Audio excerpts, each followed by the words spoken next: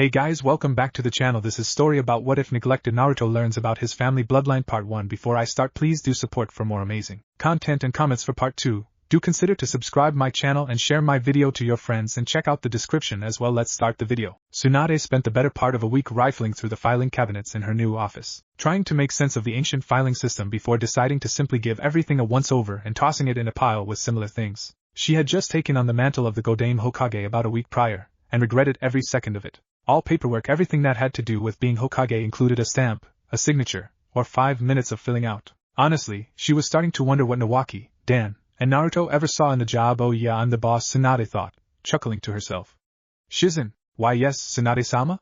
Shizen asked, walking into the office with a slightly fearful look adorning her features. Whenever Tsunade downright bellowed her name, it never ended well. Get over here and help me through these, damn it!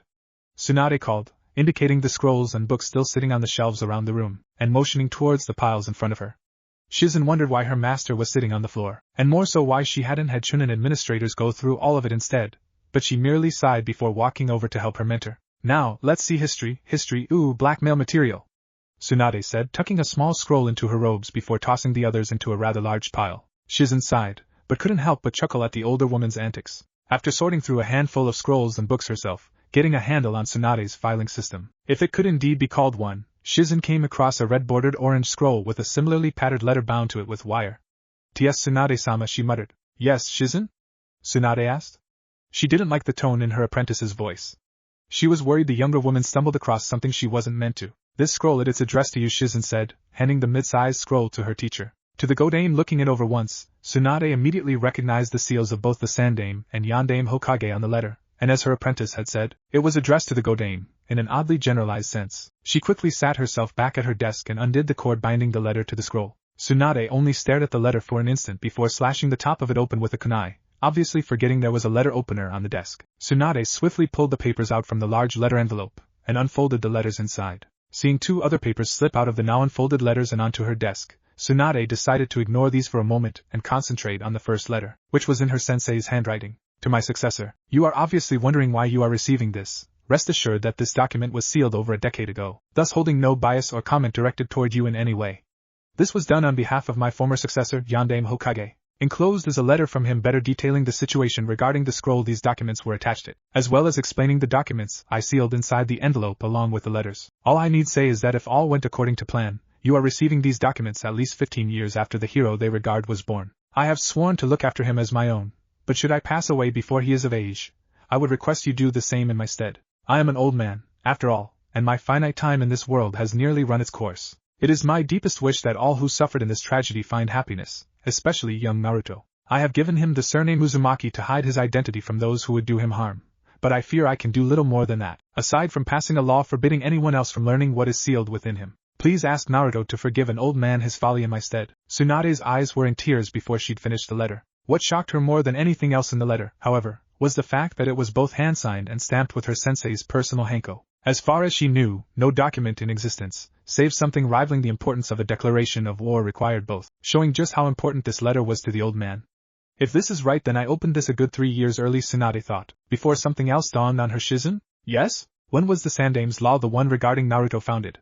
Tsunade asked, throwing her apprentice through a loop, continuing before the younger woman could speak up. "And I mean exactly when it was laid down." About a week after the Kyuubi's attack, I think," Shizen answered. "Then that would mean this was written and sealed less than a week after Naruto was born." At her apprentice's curious look regarding her statement, Tsunade passed the first letter to her as she started on the second, which was obviously written hastily, if not haphazardly. "To Sandame Oyaji and Godame Hokage. First off, old man, I'm sorry to say that I ran out of options and had to stick you with my job again. You're probably cursing my name right now for stranding you with my mountain of paperwork, but I'd also like you to take care of my son Naruto.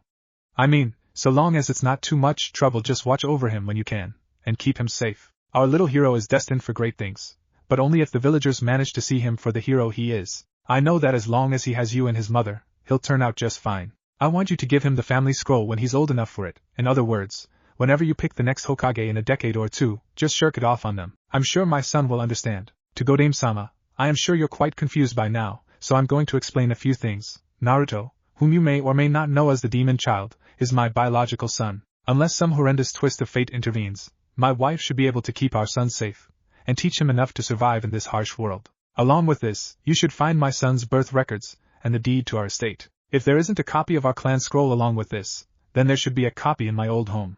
All of your questions should be answered in the scroll. Don't worry about Naruto, give him the scroll, and he'll figure everything out from there. He is my son, after all. Once more, Tsunade saw that the letter in her hand was both signed and stamped by its writer. She sighed before handing the letter off to Shizun and opening up the first of the 2 documents that had fallen onto her desk. Heck, Kazama Naruto, who would have figured, Tsunade thought. I only wish his mother had survived to care for him. It would have made all of this a lot less complicated. Tossing the birth certificate onto her desk and taking a single glance at the deed to the Kazama estate, she swiftly turned her attention to the scroll on her desk. It was rather small for a clan scroll, but she assumed it didn't have much of the clan history or jutsu, so that was understandable. Unrolling it, her eyes slowly widened as she read more and more of the apparently ancient document. Call Naruto in here, Tsunade muttered, catching her assistant's attention before simply exploding. Now, as she watched her assistant scurry away, Tsunade couldn't help but think her day was simply shot to hell already, and started looking around for a bottle of sake. Shizun returned about a half hour later dragging an infuriated Naruto along with her. Hey! Why you? What do you think you're doing? I wasn't done with my RA, Naruto, Tsunade said sternly. Her voice held no quarter, and Naruto silenced instantly, visibly gulping as he waited for whatever punishment was sure to come for what he had no idea. How would you like to know about your family? Naruto's eyes shot open. What? Seriously? Naruto yelled, and at Tsunade's nod, continued. Of course I want to know. Tsunade glanced at Shizun, who understood instantly, and shut the door. First, the reason there aren't any Uzumaki in Konoha is because there is no Uzumaki clan. Your name is Kazama Naruto, the son of the Yondaime. And apparently Tsunade stopped for a moment, opening the scroll so that Naruto could see its contents. You've got to be shitting me, Naruto muttered as he looked it over. Nope, the Sannin muttered. I'd suggest you find someone to help you figure out how to deal with this, and seeing as the council will want to talk to you about it, I'll set up a meeting in, say, a week or 2? Naruto was dumbfounded, but he knew that didn't matter. Naruto, I'd suggest talking to the Hyuga clan. You're friends with Hinata and Neji, right? Naruto nodded, honestly confused. Well then, I bet they can help you out with this, and I can order Shikamaru to teach you how to talk in front of the council, she said, pointing to a spot on the scroll before smiling maliciously. Okay, I'll talk to Neji and Hinata tomorrow morning, Naruto muttered, rolling up the scroll to take it with him. I'll make sure either of them have a mission tomorrow, Tsunade said, smiling. As Naruto walked out of the Hokage's office, clan scroll tucked safely under his arm, he started thinking to himself, man, this is weird. First Sasuke starts acting strange, and now this Naruto hadn't realized it, but he was already at his apartment. Shinzenbigen, huh? Sounds kinda cool, he muttered. Naruto was up at dawn, as he usually was, but today was different. Today was special. Today he was going to go to the Hyuga compound and ask his 2 Hyuga friends for Jujutsu training. He was standing in front of the main gates to the Hyuga compound at 6 in the morning, when one of the guards took note of him. What business do you have here, boy? He asked. Naruto winced slightly at the tone in the Hyuga man's voice. I'm here to see Neji or Hinata. The man was instantly glaring at him, opening his mouth to berate Naruto before the blonde cut him off. The Hokage told me to see the Hyuga for Jujutsu training, and they're the only 2 I know. Why you have a Jujutsu? The guard yelled. Naruto sighed, not even realizing the effect his next words might have. Okay, then I guess I'll just have to go talk to Kakashi-sensei or Sasuke about it then. The Uchiha? The guard scoffed, and grumbled before opening the gate. Follow me, you will meet with Neji-sama. As Naruto stepped through the archway, he jogged up beside the man and asked, Why can't I see Hinata? Because you are different, and it is unsafe for her to be near you. The man said, never looking at the boy. Damned fox, Naruto muttered, catching the guard's attention. Naruto could have sworn he saw fear in the man's pale lavender eyes for an instant. But Tsunade told me she was holding both of their teams back from missions so I could get this training. It's practically in order, I think. The man stopped walking, cursing under his breath. When Naruto noticed he was walking alone, he turned back to find the branch member stock still saved for his twitching eye. Naruto was about to ask if he was alright when the man spoke up. I will take you to the courtyard where Neji-sama should be, and then I will summon Hinata-sama for you, he said through gritted teeth. Okay, Naruto muttered, watching as the now furious Hyuga led him down the hallways. Eventually they came upon a door leading outside, and Naruto watched as the guard slid the door open, revealing a familiar face. Neji, and Naruto? Neji muttered, obviously surprised to see the blonde boy. Yup, Naruto yelled, running over to him as the guard retreated back into the hallway. I'm sorry if I came at a bad time, but I kinda need help with something. Neji sighed. I don't know what I could possibly help you with, Naruto. Well, there's taijutsu, genjutsu. I think I might be a little better than you with ninjutsu, Naruto said, stroking his chin in thought. I'm sure you could teach me a thing or two about fancy manners and girls. Neji paled slightly, and this did not go unnoticed by the blonde. What's wrong? Girlfriend trouble? Neji shook his head vigorously. Naruto could tell the Hyuga boy was quite flustered for some reason, and was intent on finding out if he could help in any way. Naruto's face lit up in a mixture of confusion and realization for an instant before he cleared his throat. Wait, boyfriend trouble? Naruto muttered. Niji's face turned into a visage of horror and disgust when he heard his friend's implication. RHH. No! Niji screeched. Naruto had sometimes wondered if having your voice break during puberty was a rumor, but hearing it happen firsthand convinced him otherwise. I'm in an arranged marriage, Niji continued after he'd taken a moment to calm himself. So, I don't know how I could be of help with girls. I've never been out on a date before, and I doubt I ever will. That makes sense. So, who's the lucky girl? Naruto asked. Well, I am betrothed to my cousin, Hinata. Naruto yelled, causing the older boy to jump slightly. Wait, what? No! Niji yelled. She's my mother's stepsister's daughter, Naruto said, letting out a sigh. Well, why don't you tell me about her? Well, she reminds me of Hanabi-sama, which is oddly frightening, Niji said. Naruto could barely make out the fact that the older boy was shuddering. She just turned 12 last month and I was informed of the arrangement then.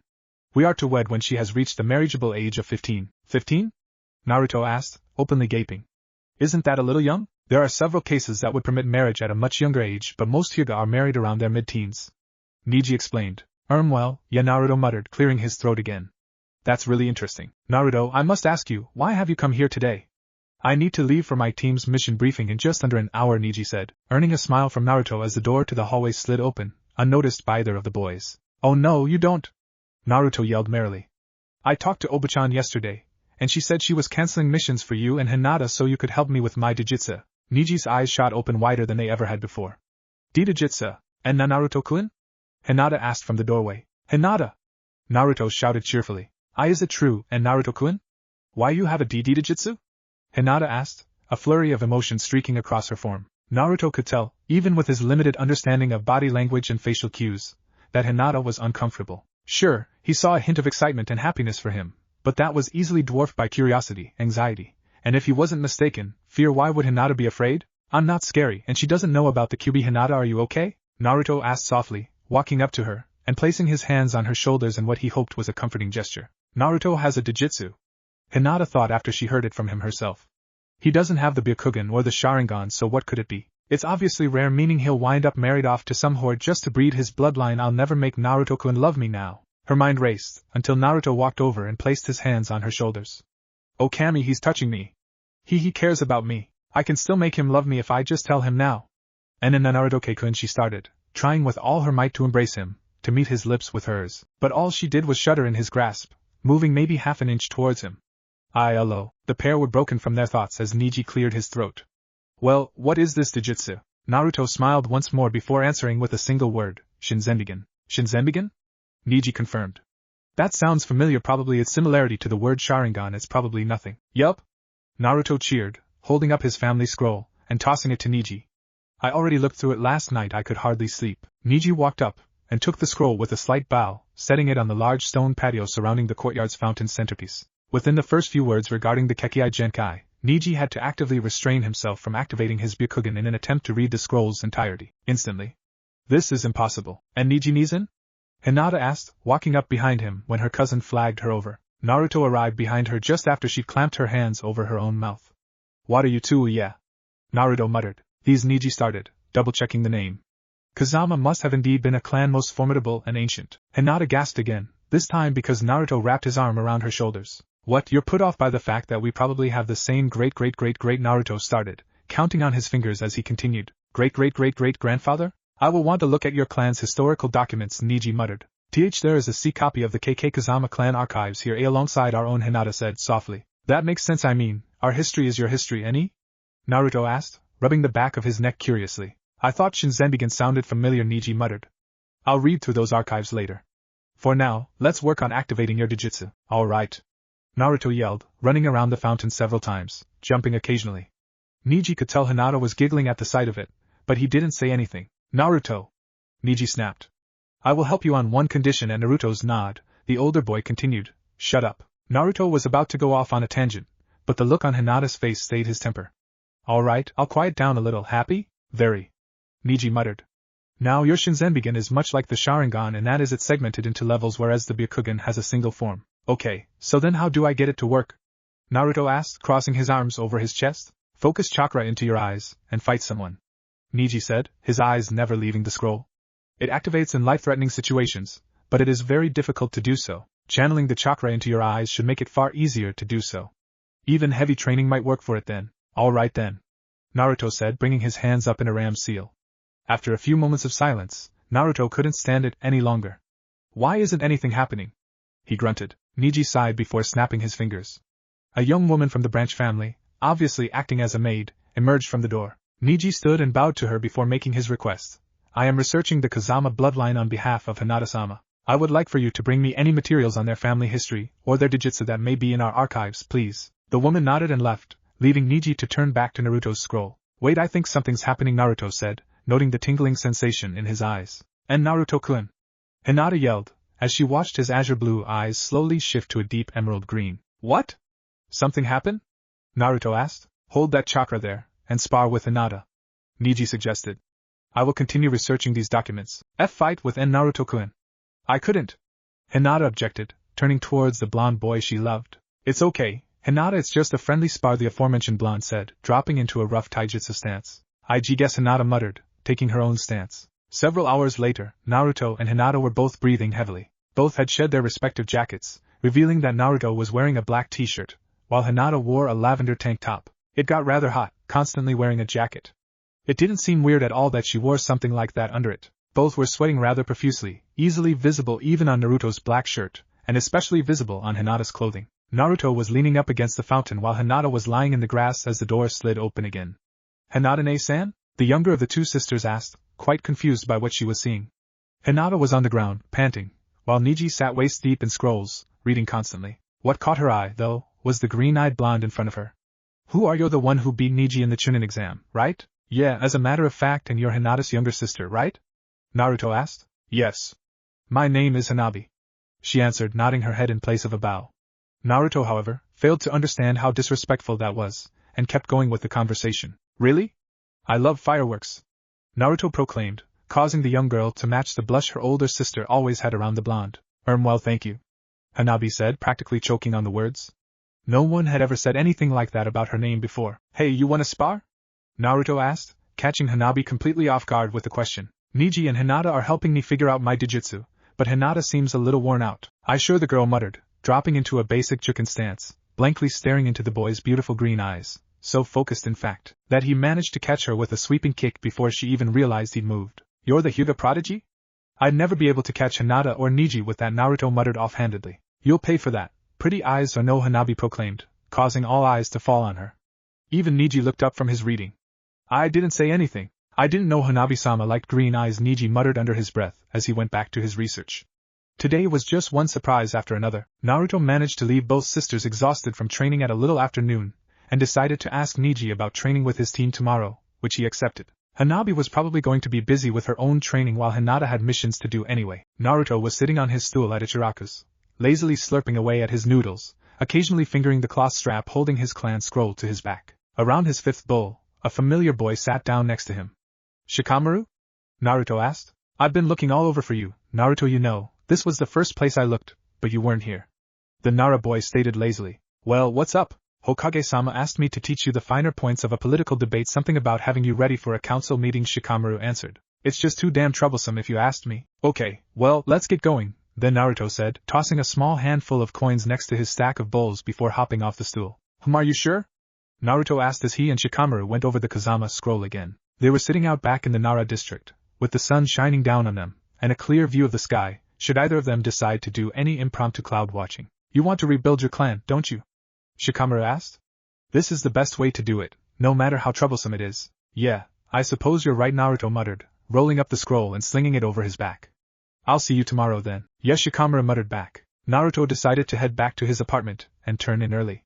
Team Guy started training a lot earlier than most people. Naruto made it to the aforementioned training ground exactly where Niji said to at 5 in the morning. There he saw two green-clad blurs colliding with each other repetitively, while a young girl just older than him watched. Thermos and cup filled with what Naruto assumed to be coffee in hand. Hey, Tenten? Naruto asked. Huh? Oh, Naruto. Tenten muttered. Niji said you'd be coming by. I didn't think he'd make you come this early though. Yeah, well, I want to get my digitsu figured out already, Naruto replied, rubbing the back of his neck. This piqued the girl's interest. Oh?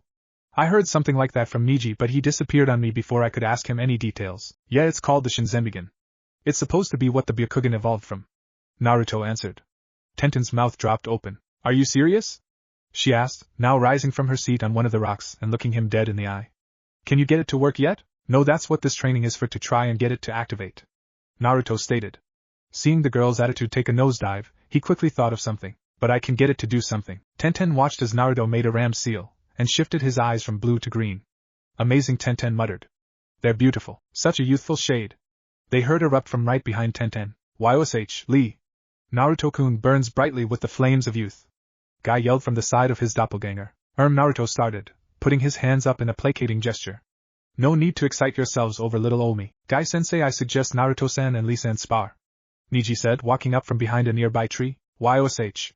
The green-clad men yelled as one. Ah damn, Naruto muttered as a foot collided with his face, sending him sprawling 20 feet back. Lee! Tenten screeched. What was that for? Tenten. We must test Naruto-kun's flames of youth against our own, was his answer. I'll let you handle that, Tenten muttered, shaking her head and retaking her seat on her rock. And I shall referee, Guy proclaimed. Niji backed himself up until he was leaning against the rock Tenten was sitting on. You know, I wouldn't be surprised if you were interested in Naruto-san, he said. The young weapons mistress nearly fell off her rock, her face flushed deep crimson in embarrassment and rage. Mostly rage. What the hell are you talking about? She roared. His Kekkei Genkai, Niji answered. Do you want to know what the Kazama were known for above everything else? What? Tenten asked, her rage ebbing away while her embarrassment stayed strong. Their flawless accuracy with projectile weapons. Tenten openly gaped at what he said. You mean their Dijitsu? Tenten started, staring at the blonde who had finally gotten the hang of light sparring with Lee. It enhances their vision and hand-eye coordination to the point where they can see anything within their line of sight, and strike it with any projectile weapon, Niji stated. It also makes the user nearly impervious to all genjutsu, and coupled with his hijitsu, I have little doubt Naruto-san could assassinate nearly anyone in the village, regardless of rank. You can't be serious, Tenten muttered, just in time to hear a sickening crack as Lee's foot smashed into Naruto's jaw, sending him flying up 5 feet off the ground and soaring away from the green-clad boy, already at least 10 feet away by the time Tenten could look up to see what had happened. She honestly never once thought the blonde-haired boy could be so lithe, flipping himself in midair like a cat, landing 20 feet away from Lee with his back to his opponent. He then took 3 kunai, and threw them at the taijutsu prodigy as he turned to face him. Lee was caught off guard by this. True, they never forbade thrown weapons, but Lee assumed it was a match of pure taijutsu. And thus was he struck by the 3 missiles. Lee! Guy yelled as he watched his student stumble backwards and fall to the ground. Lee? Tenten asked, nearly yelling as she jumped down off the rock, before slowing to a stop and looking at the other boy. Naruto? She walked over to the blonde, and stared him straight in the eyes. To say that Naruto was uncomfortable would be a monumental understatement, especially when she reached out with her right hand, and began to caress his cheek, sliding her thumb along his whisker marks as she continued to gaze into his soul. I got something on my face? Naruto asked, now sweating bullets. Amazing, she said finally, placing her left hand on his other cheek, now firmly holding his face as she slowly inched them closer. Your eyes changed again, they're beautiful. Naruto. Niji cleared his throat beside them, causing the girl to nearly jump out of her skin. If you two are done with the romantic drivel, we need to take Lee-san to the hospital, to assess the extent of his paralysis. Paralysis? Tenten yelled. Yes. Naruto-san struck 3 major nerve pockets with his kunai, rendering Lee-san immobile. Niji stated stoically. There was a squelch sound as Guy tore one of the kunai from his student's chest. Gi-sensei, I still cannot move. Lee yelled. I see at least one good thing came of this, Niji said, taking a small mirror out of his sleeve. You have obtained the first form of your Dijitsu. Naruto looked into the mirror expectantly, to see his eyes match the golden yellow of his hair. Hell yeah! Naruto yelled, jumping into the air, eliciting a giggle from Tenten. The next 2 days went by smoothly enough. Lee was only temporarily paralyzed, and Shizen had him fixed up in under 20 minutes. Every morning, he would train with Team Guy to try and master his Dijitsu, and the Hijitsu that came with them. He only ever managed to do one, but that one was enough. Just like Niji said, Naruto's eyes may be weaker than his, but they had techniques that augmented their use tenfold. Naruto's afternoons were spent in the Nara district, learning the finer points of law and etiquette with Shikamaru. The tutoring went extremely well after Shikamaru told Naruto it was little more than tactics with words, after which Naruto, using this analogy as a basis for his studies, took to it with gusto. It was noon the next day, while Naruto was heading from Ichiraku's towards the Nara district like he did every day, that he was ambushed by Team 7, all of whom were extremely irked, save for the ever-stoic Kakashi. Naruto! Sakura screeched. What? Naruto asked, turning back to see what sort of banshee could make such a racket, only to be greeted by his team. Oh, hey Sakura-chan, how have you been? Lousy, she said, stomping her foot down where Naruto's sandal used to be until a split second earlier. If she wasn't so angry, she might have noticed the fact that Naruto would never have pulled his foot back in time 3 days ago. Well, why is it my fault? Tsunade pretty much ordered me to take some special training. I mean, she ordered other people to give me the training, after all, Naruto said, trying to placate the rampaging girl. You see? I told you he had authorization from Hokage-sama. Kakashi lazily rebuked. I'll admit, I don't even know what this training is, but it must be important. Naruto shrugged. I'm just training my Dijutsu. Everything froze in that moment. Sakura gaped in a mix of horror and confusion, Sasuke tensed as his rage towards the blonde was fueled by envy, and Kakashi stood there like an idiot. His visible eye twitched, and the grip he held over his precious book loosened as he lost focus on reality. Naruto was simply standing there, waiting for a reply, giving the Jounin ample time to think things through. It can't be the Byakugan, or the Sharingan. I've never heard of a blue-eyed Dijutsu other than he can't be a Kazama, can he? It makes sense Uzumaki could easily be a false name, after all, but there were only so many left, and none of them had children except the resemblance is uncanny. How could I never have noticed before? The perverted novel, which had been slipping from his grasp ever so slowly since he lost his focus, finally fell from his hand as he concluded his thoughts. Naruto is Arashi-sensei's son. Naruto was the only one to see the book fall, and a look of confusion washed over him. Kakashi-sensei? He muttered. Then the book struck the ground, drawing the attention of all three genin to their sensei.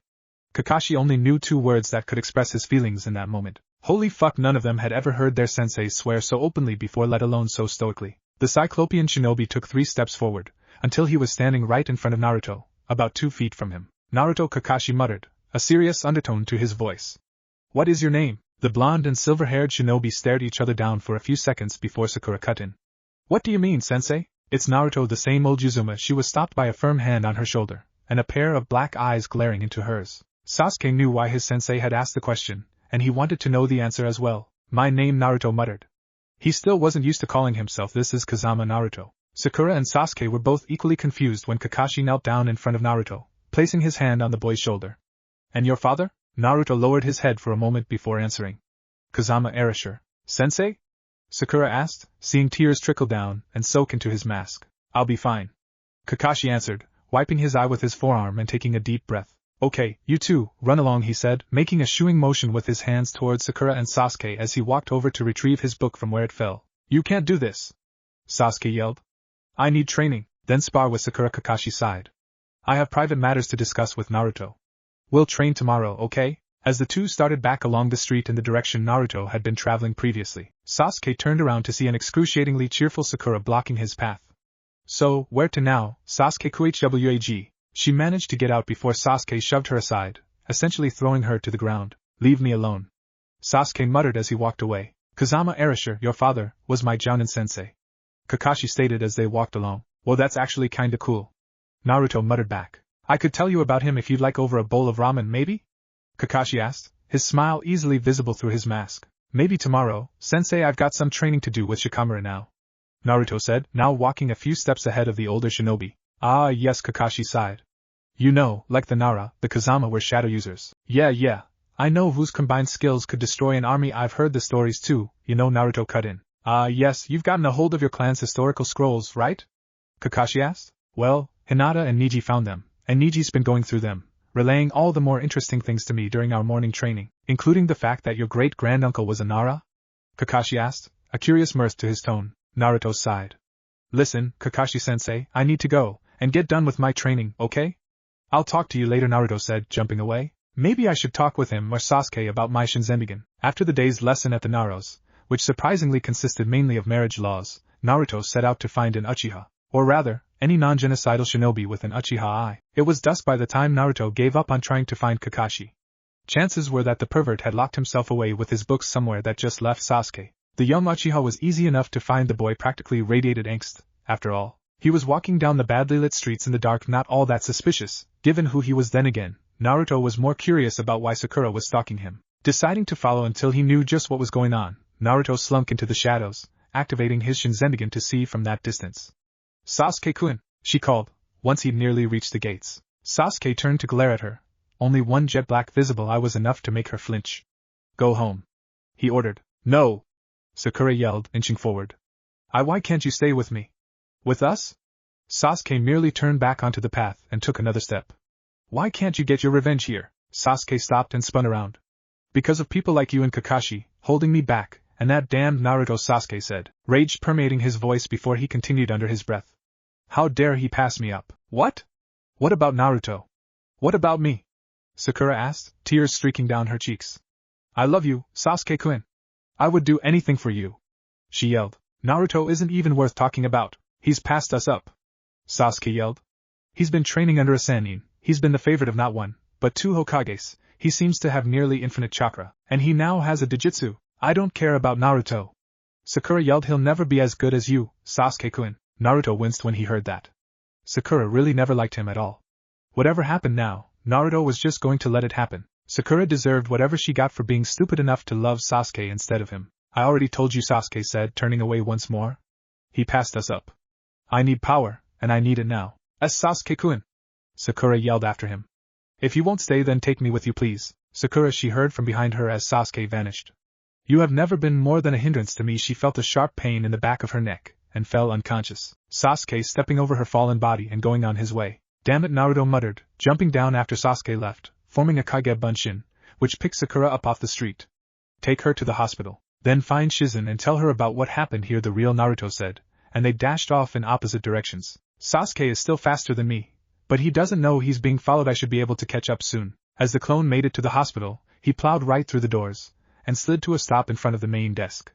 Where's Shizen Nichin? The nurse behind the desk sighed. Once glance told her the girl was fine, just unconscious. What is it now, demon brat? Your little girlfriend got a sprained ankle again, and you ran her here thinking it's the end of the world? She chuckled maliciously. No, now listen the fuck up. The clone roared, driving everyone in the room to a frightened stupor. I'm just a Kage Bunshin. I need to report a missing nin that the real me went after before I pop. The woman nearly chuckled. Before I pop was an interesting way to word how a Kage Bunshin is destroyed, but nonetheless, she could hear the severity in his words. She's right down that hall, the woman muttered, pointing off to her side. The clone didn't even bother to thank the woman before he dashed off down the hall. When he caught a glimpse of the woman he was looking for, he yelled, Shizen Nichin. Sasuke went rogue and attacked Sakura. Naruto just caught up to Sasuke, who stood next to four people who were obviously Oto Ninja, a cute red-haired girl, a freak with 6 arms, another freak with 2 heads, and a fat kid about twice the girth of Chuji. Naruto knew he couldn't take them head-on, but he couldn't sneak around and catch them off guard either. It was now that Naruto thanked Niji repeatedly for insisting he learn at least one of his clan's Hijitsu before he continued training his new eyes. Sasuke team! Naruto yelled, from just behind them. Dobe, even you can't possibly be this stupid, Sasuke muttered as he turned around to find yellow eyes glaring into his. TCH, so this is your Dijitsu? Pathetic. Naruto began flashing through hand seals before Sasuke could activate his Sharingan. Only an Uchiha would be so arrogant as to forget that my eyes are the perfect weapons against yours. Sasuke's now red eyes narrowed. What do you mean? He muttered, only to be met with a smirk and a battle cry. Kuraikuri no Jutsu. What? Sasuke roared, snapping his head from side to side, looking for his new comrades or his enemy. Why can't I see anything? Because the Sharingan specializes in catching motion, Sasuke heard from his left. Take away all light by which to see that motion, and your Sharingan is worthless, he heard from behind him, after having turned to face the voice from before. Sasuke smirked. But motion isn't all my Sharingan can see. You are referring to the Sharingan's ability to see chakra, yes? Naruto asked, from nowhere in particular. Sasuke was getting pissed. What the fuck do you think this is made out of? I'll have you know I haven't had beans in a few months. Sasuke took out a pair of kunai, preparing to charge the next time he could tell where Naruto was via his voice. You can't possibly match my clan's eyes. Listen, genius, the Hyuga clan can barely see in here, with all the chakra. If their ability to see through chakra dwarfs your own, how the hell do you expect to see through it yourself? Naruto could see that the 4 Oto nin were playing it safe. They couldn't tell where he was either, and since Naruto seemed to only be after Sasuke, they just stood there, as if waiting for orders. I don't care, Dobe. I'll kill you, will you now?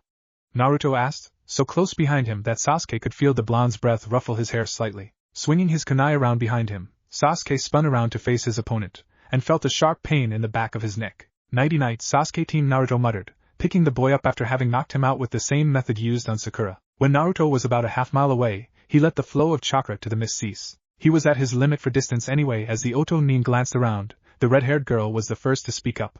Fuck. Another few minutes later, and Naruto kicked open the door to Tsunade's office. One Uchiha noob nin, Naruto said, his voice an interesting mix of pride and sorrow, with just a hint of pure unbridled rage, before sliding Sasuke off his back and throwing him forward with enough force to crack the front of Tsunade's desk with his back. Courtesy of the Kazama clan. Naruto glanced over to Shizen, who was panting slightly with a concerned look in her eyes as she stood next to a practically fuming Tsunade. Shizen, call Kakashi, Tsunade said, her fingers laced in front of her mouth, not bothering to break the glare she was sending at Naruto. Everything he knew about Tsunade, including his gut instinct, told him her rage wasn't focused on him, but it still unnerved him to be stared at like that. Naruto, while I agree Sasuke needs to be punished for assaulting a fellow Leaf Nin, even implying someone might be a Nuke Nin is a serious accusation. Do you have any proof? Naruto wanted to simply stand there and scream at the woman, but if there was one thing Shikamaru had drilled into his brain, it was that yelling won't solve anything nearly as well as Naruto seemed to think it did. So, instead of blowing up at her, Naruto took 3 deep breaths, one of the many calming techniques Shikamaru had taught him, and thought it over rationally. Who knew one lazy smartass could turn a blockhead like Naruto into a politician? Sasuke not only attacked Sakura, he also left the village with the intent of traveling to another hidden village. I know this not only because of the conversation I overheard between him and Sakura before he incapacitated her, but also because he was with 4 sound ninja when I caught up to him. Tsunade nearly gasped. Orochimaru? Yes, Hokage-sama, Naruto said with a slight bow, keeping as formal as he could for the sake of appearances. Before she could ask any questions, Naruto started again. I had intended to apprehend the Otonin as well, but I soon realized I myself could not do so without killing more than one of them, possibly Sasuke, as well as the fact that I doubted I could keep one of them from escaping before I finished off their companions. Tsunade was amazed by what she heard. Not only by what Naruto was saying, but how he was saying it. And you have a reason for not even attempting to take these 4 was it into custody? Why? Naruto smirked. Like I said, there was no way I myself could bring them all back to Konoha. They appeared to be stronger than the average Otonin Haichunin or Jounin level, at least so Kage Bunshin, even while their eyesight was hindered by my Kuraikuri, would have had little positive effect. Naruto's smile widened. Tsunade was starting to wonder what kind of political monster she'd created by sending Naruto to Shikamaru. However, we know 2 things for certain. Sasuke is very important to Orochimaru, and he has a limited number of quality shinobi. How do you know that? Tsunade asked, wondering who told Naruto about their tactical advantage over Oto. Give anyone enough liquor, and the right mix of certain compounds, and they'll tell you anything you want. Naruto chuckled. Tsunade's eyes widened slightly. You drugged Jiraiya? Who said it was Jiraiya? Naruto asked. Tsunade was more worried about the fact that he wasn't denying using certain substances on his fellow Leaf Nin anyway. Where was I? Right, with the current information, it can be deduced that Orochimaru will send at least 1 or more of those 4 to fetch dearest Uchiha team from his prison cell, he said, wistfully. And you would give up the descriptions of these 4? Tsunade asked, taking out a notepad and a pencil from her desk drawer. Not everything the Hokage writes is formal, after all, gladly, Naruto said, smiling as Tsunade noticed the evil glint in his eye. That boy was getting too damn good at this. Later on, Oto outpost near Konoha. What do you mean you lost the Uchiha? Kabuto asked, putting as much venom into his words as he could, since Orochimaru wasn't there to scold them. A blonde leaf brat came and took him. We were at a tactical disadvantage. The many-armed boy, Kidamaru, stated. What kind of tactical disadvantage? Kabuto asked. The fucker did something so we couldn't fucking see. Taiyuya, the redhead, growled. He used something a jutsu called the Kurokiri? The other odd boy, Sakan, muttered. Fucking idiot fag, he called it the Kuraikuri, Taiyuya added spitefully. Jirabu, the large boy and only one yet to speak, finally added his thoughts. What do we do now? Kabuto chuckled. Naruto-kun is an interesting one, isn't he? Confused looks derived from his mutterings made Kabuto decide to explain. The boy, did he have blonde hair, whisker marks, blue eyes and wear a horrendous orange jumpsuit? Kabuto asked, getting mixed reactions from the 4, until Taiyuya spoke again. Except for the fact that the fucker had yellow eyes, that's him. Yellow? Kabuto asked, and all 4 nodded. I see, possibly a dijitsu of some sort. It was. He said so himself, Kidamaru added. Kabuto smiled. Then we have a new mission: infiltrate Konoha, find Sasuke, and take him back to Orochimaru-sama. Kabuto began rummaging through one of the back rooms, returning with 2 large boxes. Also, if you find that boy Uzumaki Naruto, you are to do what you can to abduct him as well. One problem. Fag, how the fuck do we get in? Taiyuya spat. Kabuto opened the boxes to reveal they were filled with clothing. Disguises, my dear, I have a beautiful dress that would suit you perfectly, Taiyuya-chan. Taiyuya's fist instantly appeared in Kabuto's face. No way in fucking hell am I wearing a fucking dress, she roared. Kabuto pushed his miraculously undamaged glasses up the bridge of his nose as he chuckled. Fair enough, Taiyuya-chan. Sakura stirred in her hospital bed, a slight headache nagging at her while she woke. It took her a moment to realize where she was, another to remember what had transpired the previous night, and one more to realize she wasn't alone. Naruto? The blonde glanced over at her from his seat next to the window. He'd been staring out of it until she spoke. Sakura, I see you're awake, finally. Yes, she muttered. So, care to explain what happened last night? Naruto asked, at which she shook her head. Well, I could always ask Sasuke, but I figure I gave him a worse headache than he gave you. Sasuke-kun is still here? Sakura asked hopefully. Yup, Naruto said, mocking enthusiasm. He was about a mile outside Konoha's gates, talking to a bunch of Otonin, but after I knocked him out, he was ecstatic about coming home to you. Sakura could hear the spite in his voice through his cheerful sarcasm. How do you know? I was there, Sakura, Naruto said. For the first time, she noticed he was leaving the chan off of her name. Since before you confronted him. Then I made a Kage Bunshin to take you back to the hospital and tell people what happened while I beat down your would-be bastard of a boy toy. There's no way that Sakura started. That I could beat the mighty Uchiha? Naruto asked. After waiting a moment for her to answer, he spoke again. I can't believe you still love him, Naruto muttered. I can't believe you still think he's better than me, better for you than me. But Sasuke-kun is an Uchiha. Naruto spat, saying the word as if it were taboo. A vile, despicable thing neither my clan nor the Hyuga should have ever allowed to exist. Sakura flinched at his words. You can't mean that. The only Uchiha left are missing Nin, Sakura. Naruto said solemnly. No, Sasuke-kun, left the village intent on leaving the country in the company of enemy shinobi after attacking one of our own, Naruto said. He is currently serving out his sentence of life imprisonment with possibility of parole after his chakra coils are sealed in 1 week's time. Sakura felt tears stream down her cheeks. How could? The only thing they plan to keep themselves from sealing off is his blood, so he can pass his eyes on to his children. Then again, they'll probably just artificially inseminate donor women, Naruto added, striking a thinking pose. How can you say such things? Sakura yelled. Naruto moved toward her, leaning forward, and whispering, because I want you to hurt, before leaning back in his chair again. Just like I do after hearing that no matter what I do, you'll always see him as better than me, even though I loved you longer than you loved him. Even though he's never even said a single kind word to you. Even though he's a criminal. Even Naruto was tearing up by then, and Sakura's tears showed no signs of ever stopping. I am far more powerful than Sasuke-team. The bearer of one of, if not the oldest known Kekkai Genkai in existence. The very martyr for this village's hatred and sorrow. The boy who saved your life more times than I can remember. The student of the Sannin Jiraiya and the son of his student, Kazama Erasure, the Yondaime Hokage. Naruto said, slowly turning away from her as he spoke, trying to keep her from seeing his own rivers of tears, and doing his best not to choke on his own words. I was an idiot for ever falling in love with you. At this rate, you will live a cold and lonely life, Haruno-san, even if you don't deserve such a dismal fate. After he was finished, Naruto opened the door, walked out into the hallway, and shut it behind him, leaving the girl to cry her heart out. Did you really have to say all that? Tsunade asked from where she was leaning beside the door. Yes, was Naruto's answer. Does it make you feel good to see her cry like that? She asked, spite dripping from her words like a poison. Naruto sighed as he wiped away his tears. No, he didn't feel good about it. He hated himself for saying it, and was sad to see her cry, but there was something else Naruto could barely put a word to. Something in his soul that cracked and splintered away, leaving behind a lighter, clearer focus on his life. No, I feel free, he said as he started his trek home. The next day, Naruto started out like he usually did. He woke up at 4, made breakfast, which surprisingly consisted of something other than instant ramen. After hearing Guy rant about how eating ramen every meal could actually hinder one's training, took a quick shower, checked his plants, and headed out. Training went as it usually did, save for the fact that he had to retell the entire tale of how he bested the great Uchiha while having to listen to Guy and Lee's respective rants. After he finished telling them what happened, he was unnerved by the way Tenten was eyeing him. It was something like admiration?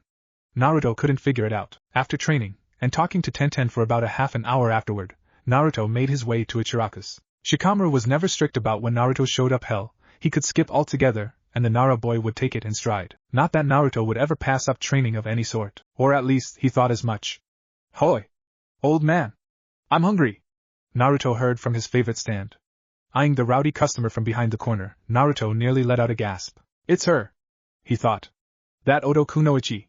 Diving back behind the corner, he leaned against the wall, trying to think about how to handle this. When he nearly started chuckling, it was just too perfect a prank to pass up. Hey old man, Naruto said as he took the stool right next to hers. It wasn't long before she noticed him out of the corner of her eye. It's you! She yelled, nearly stumbling back off her stool. Naruto looked up at her with a bluntly confused expression. Do I know you? He asked, laughing his ass off in his head. I guess not. She said. Damn, it's hard to keep from just fucking cussing him out. Why did that bastard fag Kabuto have to order me to keep my mouth shut? Oh yeah, people don't talk like I do around here. Naruto watched as she took a few noodles from her bowl of beef ramen, and started eating. Naruto ordered his usual 5 bowls of miso, followed by whatever he wanted to order after that. He couldn't help but let his eyes roam, eventually landing on the undercover Kunoichi. She wore a plain red shirt, and plain black pants, along with sandals and the weird hat thing Naruto saw her wearing yesterday. She was obviously trying too hard not to attract attention to herself. So, what's your name, cutie? Naruto asked with a wink, causing the girl's cheeks to flush slightly pink. No one had ever called her cutie before. Well, Kabuto said shit like that. But he's a lecher of a fruit, so that doesn't count. Taiya, she muttered. Here he was, the target of her secondary mission, and he was complimenting her looks, and asking her name all the same. Best to make sure she had the right guy in you. My name Kazama Naruto. He answered. Kazama? Taiya asked in confusion. The boy she was looking for was supposed to be Uzumaki Naruto. Then again, this kid looked exactly like Kabuto described, right down to his azure eyes. Oh well, this was him. She was sure of it. So, where are you from? Naruto asked, causing her to stiffen slightly. You gonna be in town long? She thought for a moment, trying to figure out a backstory the brat would believe I'm from Suna. She said, coming up with it as she went. My father is here on business, and I've got my run of the town until he's finished. Suna, you say? That's great. Naruto said. You wouldn't happen to know Gaara, would you? Who? The reedhead muttered. You don't know him? He's as famous in Suna as I am here, Naruto muttered, easily poking holes in her story. Maybe Sabaku no Gaara would be a bit more familiar? Tayuya thought about it for a moment. The name did sound familiar, but she couldn't place where she'd heard it before, and saying yes would only land her with him asking questions about the Suna boy. No, I think I've heard of him, but I can't really say. Naruto's smile faded slightly, and Tayuya could see the diabolical glint in his eyes. This boy knew who she was. He remembered her, and there was nothing she could do about that, and then he smiled. Well, I guess not everyone knows who the Kazekage's kids are. Tayuya froze. He was talking about that Gaara. Everyone in Suna knew who about him. Gaara's the youngest, and he's a redhead, like you too. Naruto's smile widened slightly before he continued. He's also a genocidal insomniac, not to mention one of my best friends. Hey, I can introduce you if I go with you when you head home. And no, that's fine, Tayuya muttered, clenching her fists and teeth so tightly her knuckles turned white and Naruto could practically hear her teeth grinding together. Oh well, okay, Naruto sighed, digging into his ramen literally. How he stayed thin, Tayuya had no idea. The worst part was, she couldn't look away. She just chalked it up to morbid curiosity. Say, Tayuya muttered, trying to think of ways she could get this boy alone and knock him out, or maybe she could seduce him, and he'd follow her to Oda willingly? Do you think you could show me around the village? It's my first time here. After all, she did her best to sound weak and timid. She nearly clawed out her own throat. She was so good at it, it was a little pathetic. Naruto raised an eyebrow curiously. Again, he found something too good to pass up. You mean like a date? And then everything came crashing down. Dad, get over here. Naruto has a new girlfriend. The girl behind the stand, who Naruto called I am, yelled, squealing occasionally. Oh, he does, eh? Tucci asked as he came out from the back.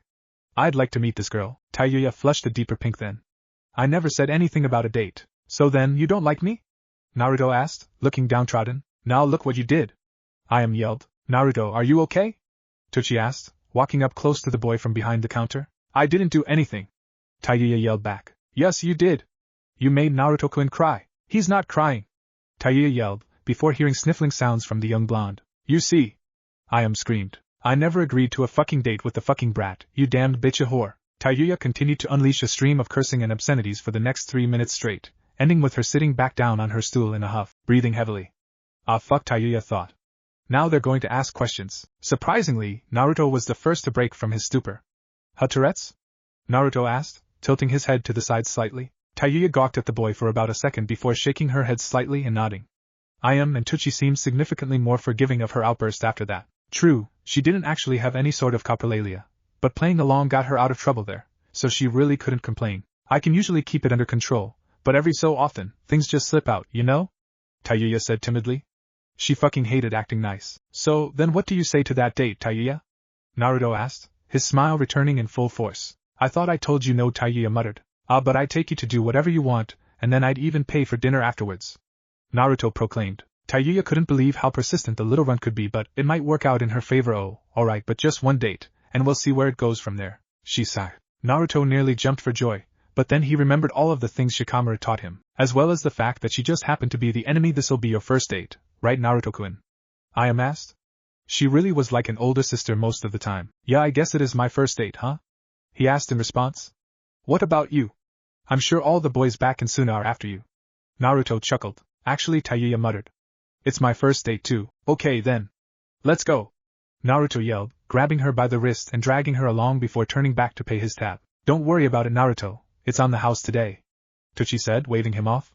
Just go have fun on your date. Naruto nodded and continued dragging Tayuya along while laughing childishly.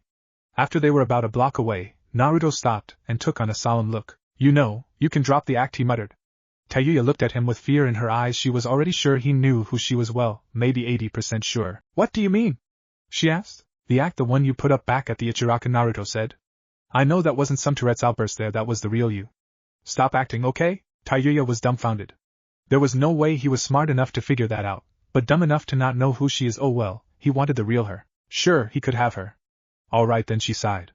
I can finally quit with the fucking act in front of the fucking people, a fag? Naruto was taken aback slightly. This was a big personality change.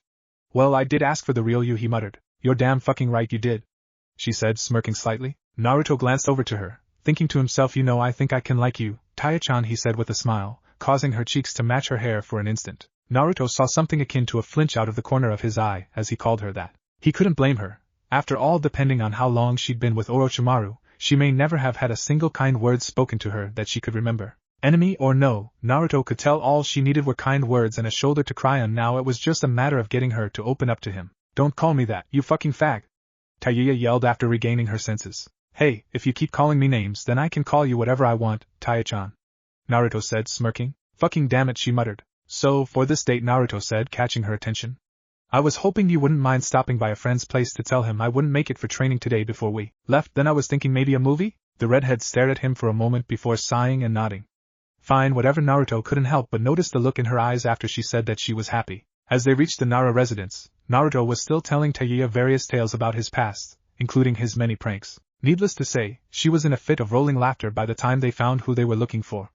Shikamaru! The lazy Chunin glanced over from his spot at the top of a small hill near his home, merely tilting his head to the side as he lay in the grass.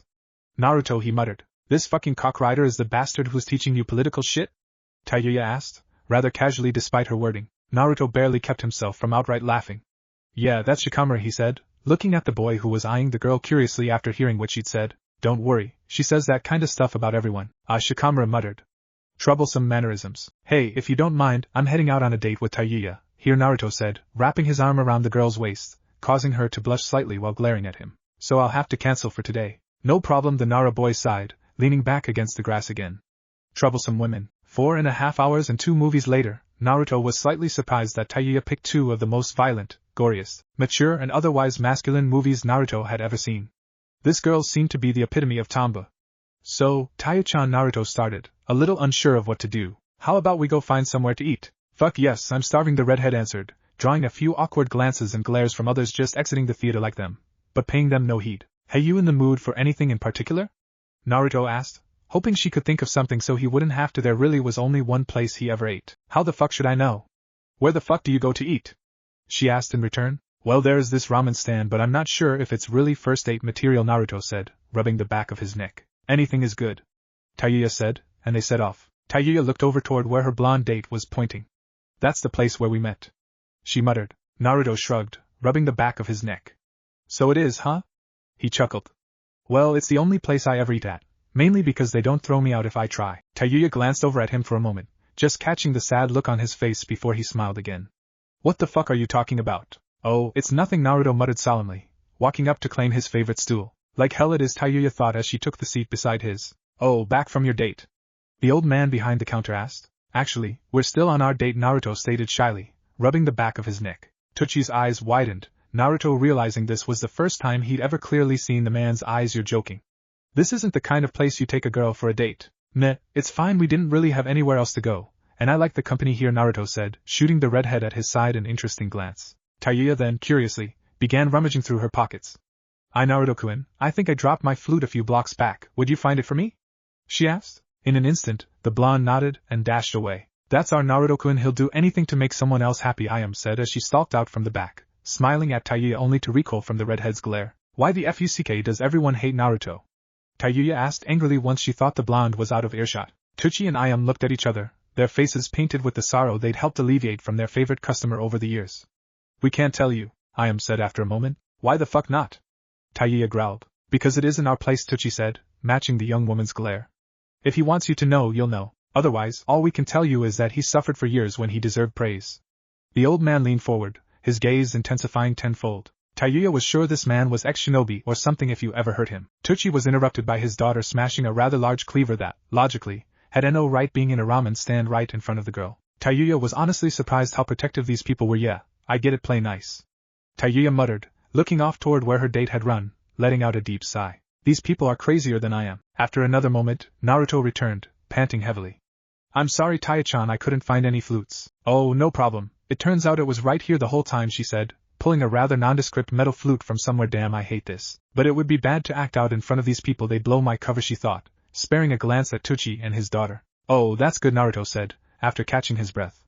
So, on with dinner. A half hour and 14 bowls of ramen later, Tayuya had 3, Naruto devoured 11, The pair were walking down the street as the sky began to redden, and the villagers began making their way home.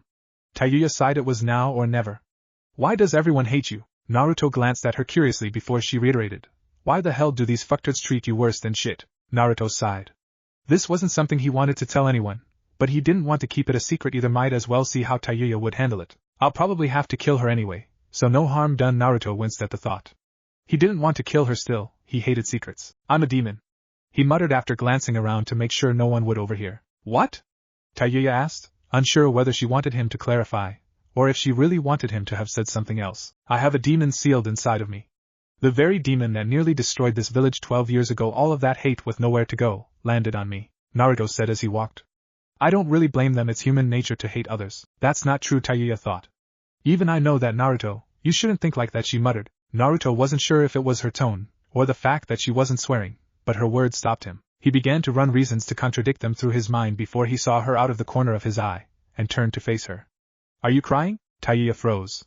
There was no way she could be crying. Dabbing her finger under her eye confirmed that he was right. She really was tearing up. Of course, she couldn't let him know that. Of course not, she muttered, wiping her eyes with her forearm. Naruto smiled. She's crying over me, he thought. It's okay to cry, you know I do it all the time. No, it's not. She tried to deny it further, but Naruto was staring straight into her eyes. His eyes were warm and loving, but she could see something in them she was sure only someone like her could. There was a depth, loneliness, pain, sorrow and loss in his eyes. Eyes years beyond those of the brat she thought he was. The same depths she saw in the mirror, and she was sure the boy in front of her realized it too. Naruto's eyes widened slightly, the glow of her features reminding him of something. Grabbing her wrist, he set off at full tilt. Come on. I have to show you something. Wow, Tayuya muttered as she sat next to Naruto, watching the sun set from atop Yondame's stone head. This is fucking awesome, Naruto chuckled. Only Tayuya could have put it that way and make it work. Tayuya, Naruto started after a few moments. Why don't you stay here in Konoha? Tayuya turned to face him so fast her neck and back popped in several places, a look akin to hope, anguish and sorrow in her eyes. Before she could answer, Naruto added, you know, instead of heading back to Suna. By the way he said Suna, it was certain that he knew she wasn't from there, but still, I don't get me wrong, you fucking brat. This isn't about you, but I really would like to stay, she muttered, turning back to face the setting sun. But I have reasons why I can't. Naruto sighed heavily. Why do you want to go back to Orochimaru so badly? Naruto asked, causing his red-haired companion's eyes to shoot open. It took a moment to rein in her thoughts, but after she did so, Tayuya sighed as well. There's no fucking way I'd ever want to go back to that. Tayuya honestly couldn't think up something insulting enough for Orochimaru. I want to stay. Damn it, but they'd fucking off me the first chance they got. Naruto smirked. She really does want to stay, doesn't she? Tayuya, what if I told you we could protect you? Tayuya chuckled morbidly, causing Naruto to rethink his words. What's worse, living the rest of your life with Orochimaru, or spending a few months here? He asked. She really didn't have a good argument. Spending anywhere from a month to a year here with Naruto was better than what her life had been until then. Fucking damn it, she muttered as her eyes filled with tears again, and she vigorously started brushing them away. Are you really telling me that being my girlfriend would be that bad? Naruto asked, doing his best not to laugh. Your Tayuya muttered, turning to face the blonde, tears still filling her eyes. She smiled, a real smile born of joy and hope, turning her head back away from Naruto, towards her lap. You're a fucking bastard, you know that? Naruto couldn't hold it in any longer. He laughed. Yeah, I know, Naruto said, wiping a tear from his own eye. So, do you want to be my girlfriend? Tayuya scoffed, shortly before tackling the boy and locking her lips to his while pinning him to the ground. A short while later, the redhead released the blonde and sat up, straddling him. I'll take that as a yes, Naruto muttered, smiling as his hands found their way to her hips. What happened next served to thoroughly mortify the boy. Tayuya unzipped his jacket, and started undoing his pants. Whoa! Tai-chan, what are you doing? Naruto asked, grabbing her hands and pulling them down to her sides. Tayuya looked confused, and slightly embarrassed. Isn't this what a girlfriend is supposed to do? She asked with a tinge of pink to her cheeks. Well yeah, Naruto muttered. After a few years. Years? Are you fucking kidding me? Tayuya asked, folding her arms over her chest as Naruto refastened his pants. Well, maybe just months, Naruto added. I really have no idea how this stuff works. The redhead leaned forward, laying atop her new boyfriend as she sighed. Being a girlfriend is too fucking confusing. Naruto blushed as he realized that her chest was pressing firmly against his. Tai-chan? He asked. What the hell is it now? Damn, she said as she leaned up, before her cheeks erupted into a crimson flurry, Naruto matching it easily.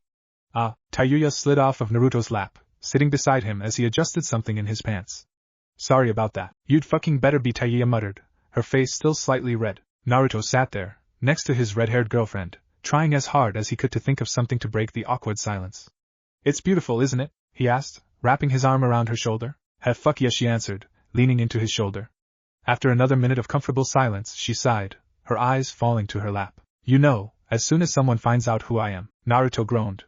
"You know, there's a way around that." Taiya's eyes shot open, and she turned toward him, her nose no more than an inch from his. "What? Fuck man, out with it, damn it," Naruto smirked, leaning forward to whisper into her ear. Her eyes shot open, gaping at the boy as he pulled away from her and stared into her eyes. Naruto simply sat there and smiled, waiting to see what her reaction would be, knowing he'd have to explain it. "Holy fuck, he's serious," Taiya thought as she struggled to close her mouth. "But it works, right? Fucking hell, you're going to have to run that by me again," she muttered, with a shitload more detail. The blonde merely smirked. "Why the hell am I wearing this?" Kidamaru asked, standing alongside his teammates, garbed in a baggy brown trench coat reminiscent of the Aburame clan. He reached up to adjust the bandana around his head with the 2 arms he had in each sleeve. "This thing itches. Worse than your Hittite?" Jirabu asked, he himself clad in a red-orange yukata. "Yes, worse than that. This thing must have bugs or something," Kidamaru groaned. "Who knows how long these clothes have been out there," he added, loath to call them anything resembling proper garments. "I don't see what you shitbags are bitching about," Taiya said as she examined herself once more. "I kinda like the fags fucking pissrags. I don't see what's so bad about them either," Kidamaru Sakan muttered from beneath his bamboo hat, adjusting the phobos/backpack, and no idea what those are called. "I've tried looking them up, but I just can't find them." That hit his brother's head on the back of his neck. He was also dressed in simple, dark blue robes, and curiously wore a chain of beads around his right arm. "Only a fag like you would like wearing a fucking dress," Taiya spat. Sakan sighed. He was never going to get her to stop calling him that. "Let's just get this over with," Kidamaru called. "Split up and search. We'll meet back here at noon." Just behind them, a silver-haired man dressed in full ANBU gear smirked behind his mask. "I found him," Sakan said as they gathered at the appointed time. "Where?" Kidamaru asked. "There is a special confinement center, in the middle of the ANBU barracks." The other two cringed. "He is being held there, under the guard of several ANBU, as well as a few of these white-eyed Hyuga freaks Kabuto warned us about. It makes sense why we couldn't just use Henge." Then Kidamaru sighed. "Let's go get him." Then Jirabu started, only to be caught by Kidamaru before he could head off toward the barracks. "Where is Taiya?" Kidamaru asked. At Jirabu and Sakan's mutual shrug, he sighed. "Come on then, we'll go find this place you were talking about." It took them over an hour to reach their destination through civilian means, making sure to avoid the eyes of watchful ANBU patrolling above. "This is the place," Sakan muttered from their perch in a nearby building. "Okay Jirabu, you go find Taiya. Sakan and I will figure out a plan, got it?" Kidamaru ordered, taking command while Taiya was indisposed. After 5 hours, and 7 rounds around the premises, Kidamaru and Sakan were beginning to get annoyed. "What could possibly take him this long?" Sakan asked. "Either he's dead, or he found an all-you-can-eat buffet," Kidamaru stated monotonously, before erupting into laughter. "It's nearly sundown," Sakan noted. "Yeah, we'll hit him when it's dark, with or without those two," Kidamaru said, grinning slightly. An hour after sunset, the two set out into the building. They were unnerved by how few people they came across. Too, that wasn't nearly enough. Sure, they were utilizing a map, blueprints for the building they'd swiped from the Hokage Tower in their boredom, but still, that's when they found them bodies. At least a dozen of them, some unconscious, some bloodied and dead. Atop the pile sat a lone ANBU with silver hair. "I wondered when you would show up. You're quite late, you know," Kabuto muttered as he removed the mask. "Where are Taiya-chan and Jirabu?" "We have no clue," Kidamaru said bluntly. "Taiya went missing, and we sent Jirabu to look for her. He didn't come back." Kabuto's nigh ever-present smirk faded. "He is most likely dead then." Kidamaru and Sakan both flinched slightly. "What could kill him? I don't like this. Let's just get out of here," Kidamaru muttered. "Very well," Kabuto sighed, opening the door he'd piled the bodies against. "Who are you two?" Sasuke yelled as he caught sight of Kidamaru and Sakan. "Come on, then let's get you out of here, and back to Orochimaru-sama," Kabuto said softly, cutting the chakra-draining bindings and seals from him swiftly, yet meticulously. "Why should I?"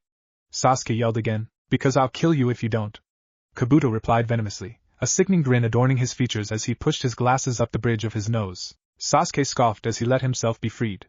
"You sure they won't come after me again?" Sasuke asked, silently wishing he could once more battle Naruto, and shove a fully charged Chidori through the blonde's face. "Oh, they will," Kabuto sighed.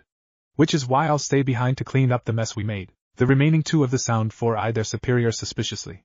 Kabuto was not that generous. "Are you sure?" Sakan asked. "You've proven your incompetence. The only thing left for you to do is escort Sasuke-kun to Orochimaru," Kabuto muttered spitefully. The pair winced again as Kabuto finished undoing Sasuke's bindings. "All right, let's go," Kidamaru muttered, Sakan and Sasuke following closely behind as he began to sprint down the halls. "I guess it's my turn," Kabuto muttered, using Shunshin to transport himself to the roof. In an instant, he was surrounded by no less than 3 ANBU squads. "Kabuto, surrender, and we can end this without killing you," a particularly lazy voice said from behind the captain's mask. I hate being the distraction, Kabuto thought. This is not going to be a simple fight, will it? He mused. You choose to resist? The ANBU captain asked, shifting into an offensive posture. His men, including 2 women, followed suit. Yes, as a matter of fact I do. Kabuto announced, smirking.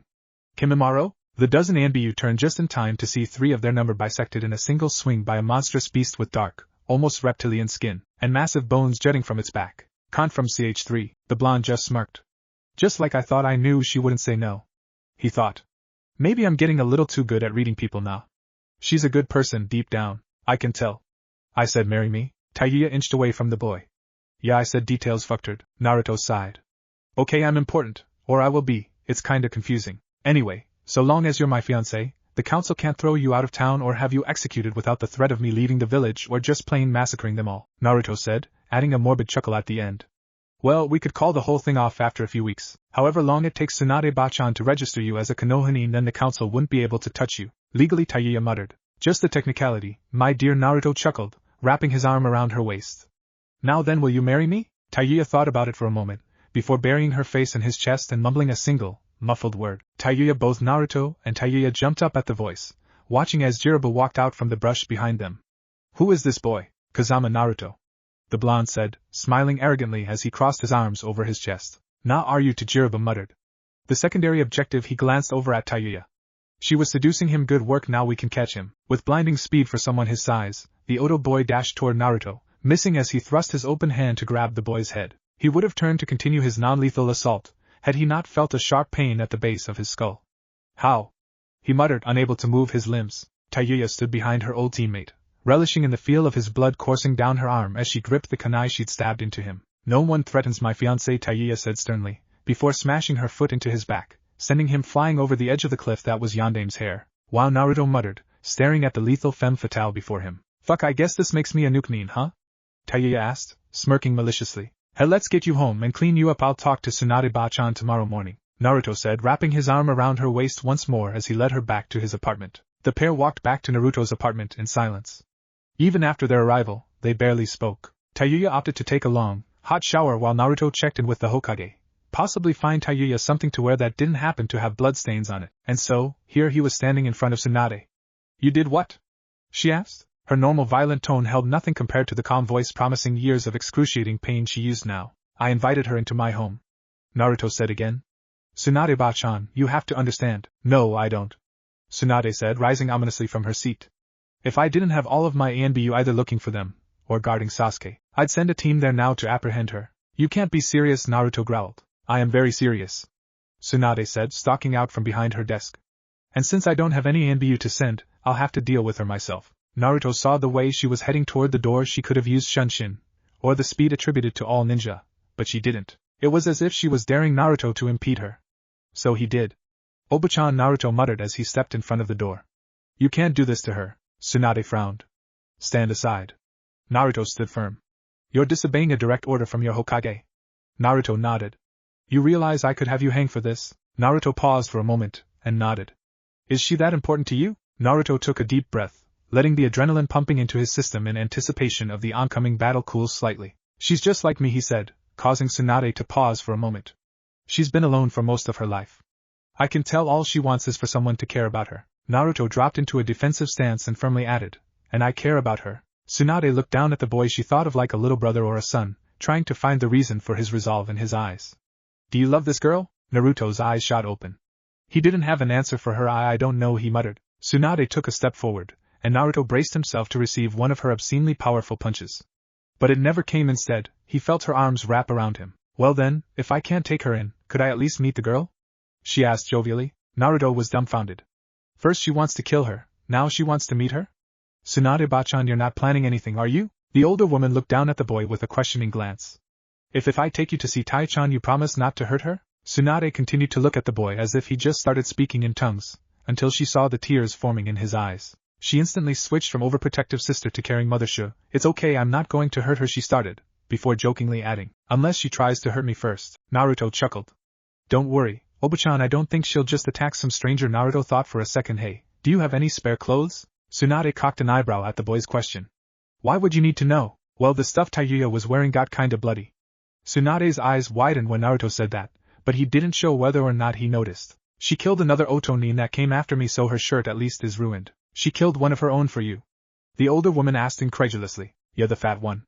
Naruto never bothered to learn the names of the other three. They were just the girl, the fat one, the creepy one, and the one with the arms before he met Tayuya. Just a second, Tsunade said as she walked back into her room, which was there in case she stayed too late to bother going home. In fact, to date she hadn't ever slept in her proper bed, opting instead to use this room. I'll go see if I've got anything small enough. She's about your age, right? Well, yeah, Naruto started. But she seems a little well developed for girls my age, Tsunade chuckled. That probably means she's just older than you. But she doesn't look more than a couple years older, and yet he stopped himself, his face flushing crimson. Oh? Tsunade cooed, poking her head out of her room. Do go on now, Naruto swallowed hard. Well, she's about my age but she's about like Shizune-chan? Tsunade's eyes widened slightly. That brat has no idea how big Shizen is, does he? She thought. Well now, that's impressive. Naruto looked down at his feet as she continued. She might wind up as big as me if she keeps filling out at that rate. As big as Oba-chan. Naruto's wide eyes twitched slightly. This just caused Tsunade to laugh. I guess I should grab something that'll fit anybody, huh? She muttered, grabbing one of Shizen's spare yukata. She'll never know. Shortly thereafter, Naruto led Tsunade and her 2 Chunin honor guards, since her A and B guards were indisposed at the moment, to his apartment. This is it, he muttered. Tsunade looked crestfallen. You still live in this dump? She asked. Didn't I give you the keys to the Kazama estate? The 2 Chunin looked at each other in shock and confusion before Naruto answered, rubbing the back of his neck. Hee, I guess I've just been a little too excited these days to remember everything. When they reached his door, the Chunin took up positions on either side of it, as Tsunade gestured to the door. After you. Naruto unlocked the door, led Tsunade inside, and was about to call out when they heard a yell. Damn it! The fucking water went cold. Naruto sighed in embarrassment. I guess the water heater gave out again. It was then, after the water shut off, that a beautiful redhead stalked out of the bathroom, clad only in a towel. Damn fucking water, at least it stayed hot longer than it ever did at that fucking snake fag's place, Tayuya said to herself. Hey, Tayo-chan, Naruto said, finally announcing his presence. This led to a kunai stuck in the wall right next to his ear. Oh fuck. Naruto-kun! Tayuya yelled, rushing over to pull the knife from the wall. If I hadn't recognized you at the last second, she swatted him over the head. Don't sneak up on me like that. Naruto blushed as the nearly naked girl stomped away. Tsunade decided to make note of something, however, as her eyes widened slightly. That girl has a curse seal. Tayuya flipped the kunai around in her hand, ready to use it should the blonde woman turn hostile. What of it? The redhead asked. Why would one of Orochimaru's elites betray him? The Hokage asked in reply, tossing the clothes onto a nearby table, admittedly the only table in Naruto's apartment. Tayuya turned back to glare at the older woman. Do you have any idea what that fucking bastard put me through? Tsunade winced. She had some idea, and lucky me, I got fucked over more than the others for being a fucking bitch. She leaned forward, her glare intensifying. So then Tsunade muttered, backing up slightly. Tayuya sighed, closing her eyes and folding her arms over her chest, kunai still in hand. I doubt he did what you're thinking of. For some fucked up reason or another, the fucking snake fag wasn't catching as many women as men for his fucking experiments. She was starting to rant. So the few of us he did get his damned hands on got it worse than any man. She spat. Before Tayuya could react, Tsunade caught her in a bone-crushing hug. It took Tayuya a moment to realize the older woman wasn't trying to kill her, but was instead simply embracing her. The woman was just too damn strong. Tayuya was especially confused when Tsunade began whispering in her ear. He didn't rape you, did he? What the fuck? Tayuya yelled, pushing away from the blonde woman. I may still be damned lucky to be a virgin, but there's no way in fucking hell that faggot of a snake fucker would ever lay a hand on me. Naruto couldn't help but blush as he realized he was hearing something he wasn't supposed to. He soon found himself backing away slowly, trying to stay out of the conversation. At least she's still a virgin and oh. Bad thoughts. Bad thoughts. Well yes, I can see where you might have a point, Tsunade said. That explains why he'd never even look at me while Jiraiya was all over the place. Now that I think about it, he was a bad example to base my judgments of Jiraiya's perversion on. So just who the fuck are you anyway? Is my boyfriend bringing home strange women already? Tayuya spat playfully. Be boyfriend. Tsunade muttered. They're already, oh boy. Yeah, the little shit cowering in the corner over there is my boyfriend. What the fuck's it to you? Tayuya scoffed. Well, technically he's my Tyu-chan. Naruto jumped in, grabbing the clothes Tsunade brought, and pushing his personal vixen into the bedroom. We should be getting to bed now. The blonde blushed as he realized what he said. We should be getting you to bed now. Naruto pushed the protesting redhead into the room, tossing the clothes in, and shutting the door. That's when he heard the chuckling what? He asked as he looked up at Tsunade. Oh, nothing, it just seems like little Naruto-chan's balls finally dropped. She continued her fervent giggling. Naruto didn't appreciate being talked about like a 5-year-old. Hey! Naruto shouted. What's this interest in my personal bits all of a sudden, huh? She only laughed louder. Oh, it's nothing, ugh, Naruto muttered, finally taking his weight off the door and walking over to her. About the meeting, tomorrow rescheduled, just like you asked? Tsunade said, finally calming down. It'll be after this whole Oto situation dies down a bit. Meet me in my office at noon. Naruto nodded. Sure, Oba-chan. Tsunade then turned to leave, pausing in front of the door. Naruto, she started, turning back around. Have fun tonight, any? She added with a wink. Naruto's face flushed crimson as the older blonde fled the premises, cackling like a woman possessed. Obah-chan, Naruto yelled after her, watching the two Chunin both half-heartedly smile in embarrassment as they followed their Hokage back to her tower. Naruto couldn't help but smirk at his surrogate grandmother's antics. What the fuck are you smiling about, brat? He heard from behind him, instinctively turning on his heel. He then faced the sight at which he struggled to keep all of the blood in his face. Tayuya, in a bright red lace nightgown. Tayuya-chan. He muttered, hands clasped over his nose. What are you wearing? Tayuya shrugged. Fucked if I know, it's for sleeping, right? Please tell me you're wearing something under that. Naruto continued, failing miserably as he tried to retain what little composure he had left. Under? The old bitch didn't give me anything to wear under it. She muttered. That did it. Aside from the flimsy piece of fabric between them, which was little more than tissue paper to any decent ninja, she was naked. Naruto flung himself towards the bathroom, shouting something about a cold shower, but Tayuya could barely make sense of it. After Naruto finally got out of the shower, he stalked into his bedroom to swipe a spare blanket to sleep on the floor with, but was caught in the act clad only in his boxers. Naruto-kun, why the fuck are you sneaking around your own damn room? The blonde stopped dead in his tracks as the light flicked on, revealing a slightly irked redhead standing beside the switch. I didn't want to wake you up, Naruto said, rubbing the back of his neck. I was just going to get a blanket and sleep out on the floor or somewhere. Oh fuck no you won't, Tayuya muttered. You're sleeping in the bed. But you should sleep in the bed. You're the girl. Naruto argued. I never said I wasn't sleeping in the damn bed. Tayuya muttered. We're sleeping together. RHH. Naruto screeched, backing away from the girl. But, the redhead sighed. I never said anything about fucking, damn it. Just sleep, Naruto sighed. Oh okay, Tayuya-chan, he muttered as he watched his girlfriend slip under his bedsheets. Tayuya saw that once again, he was hesitating. Get in the fucking bed. She growled. In an instant he was under the sheets, trying his best to keep some distance between them, before she wrapped her arms around him. Tayuya-chan? Just shut the fuck up and sleep, she muttered as she snuggled into his shoulder. Tayuya's eyes fluttered open slowly as light filtered through the window. It took her a moment to remember why she was in an unfamiliar room, why she was so warm, and why her hand was down some boy's boxers, groping his ass. Oh right, Naruto, she looked down to see the locks of unruly blonde hair draped over her bare chest. Apparently, her nightgown had gotten pushed up in the night, and he was laying partially on top of her, resting his head on her bare bosom. To be bluntly honest, she thought it was cute. She never felt this warm and content before in her life, at least, not that she could remember. And then he moved. Why the fuck is my chest sticky? She screamed in her mind. Taking a hand to her bust as she leaned up slightly, she wiped her hand in the slick substance, and brought it to her nose. Drool, she thought. Her chest was completely covered in spittle. Naruto, you bastard! Tayuya yelled, causing her blonde boyfriend to jump out of the bed. This got him out of the range of the vengeful fist currently occupying the space his skull had previously. This, of course, gave him a full view of her nude form. Naruto shot back as a wave of blood sprayed from his nose. Just as Tayuya managed to pull her nightgown back over herself, she was pelted with the red liquid. And now you ruined my favorite nightdress, admittedly. Her only nightdress, but the point remained valid. Naruto cowered in the corner as Tayuya gave him a thrashing that reminded him all too much of Sakura, before stalking away into the bathroom to take a shower and wash the blood and spit off of herself. The closest thing Naruto came to a conscious thought was Ao. After her shower, Tayuya helped Naruto clean himself up, only giving him enough time afterward to clothe himself before dragging him out of the apartment. Okay, Naruto-kun, you're my boyfriend, so you get to pay for my new clothes. Tayuya muttered as she led him into a shop by his wrist. But Naruto started, before giving up with a heavy sigh. He wasn't getting out of this. Leading the blonde through the rows of clothes, she found something that made her smirk maliciously. The lingerie section. Oh, Naruto-kun, Tayuya cooed. I want to try on a few things. Why don't you tell me what you like, any? Naruto simply stood there, gaping at the girl for about half a minute, while his left eye twitched relentlessly. Are you serious? He asked finally. Tayuya smirked maliciously.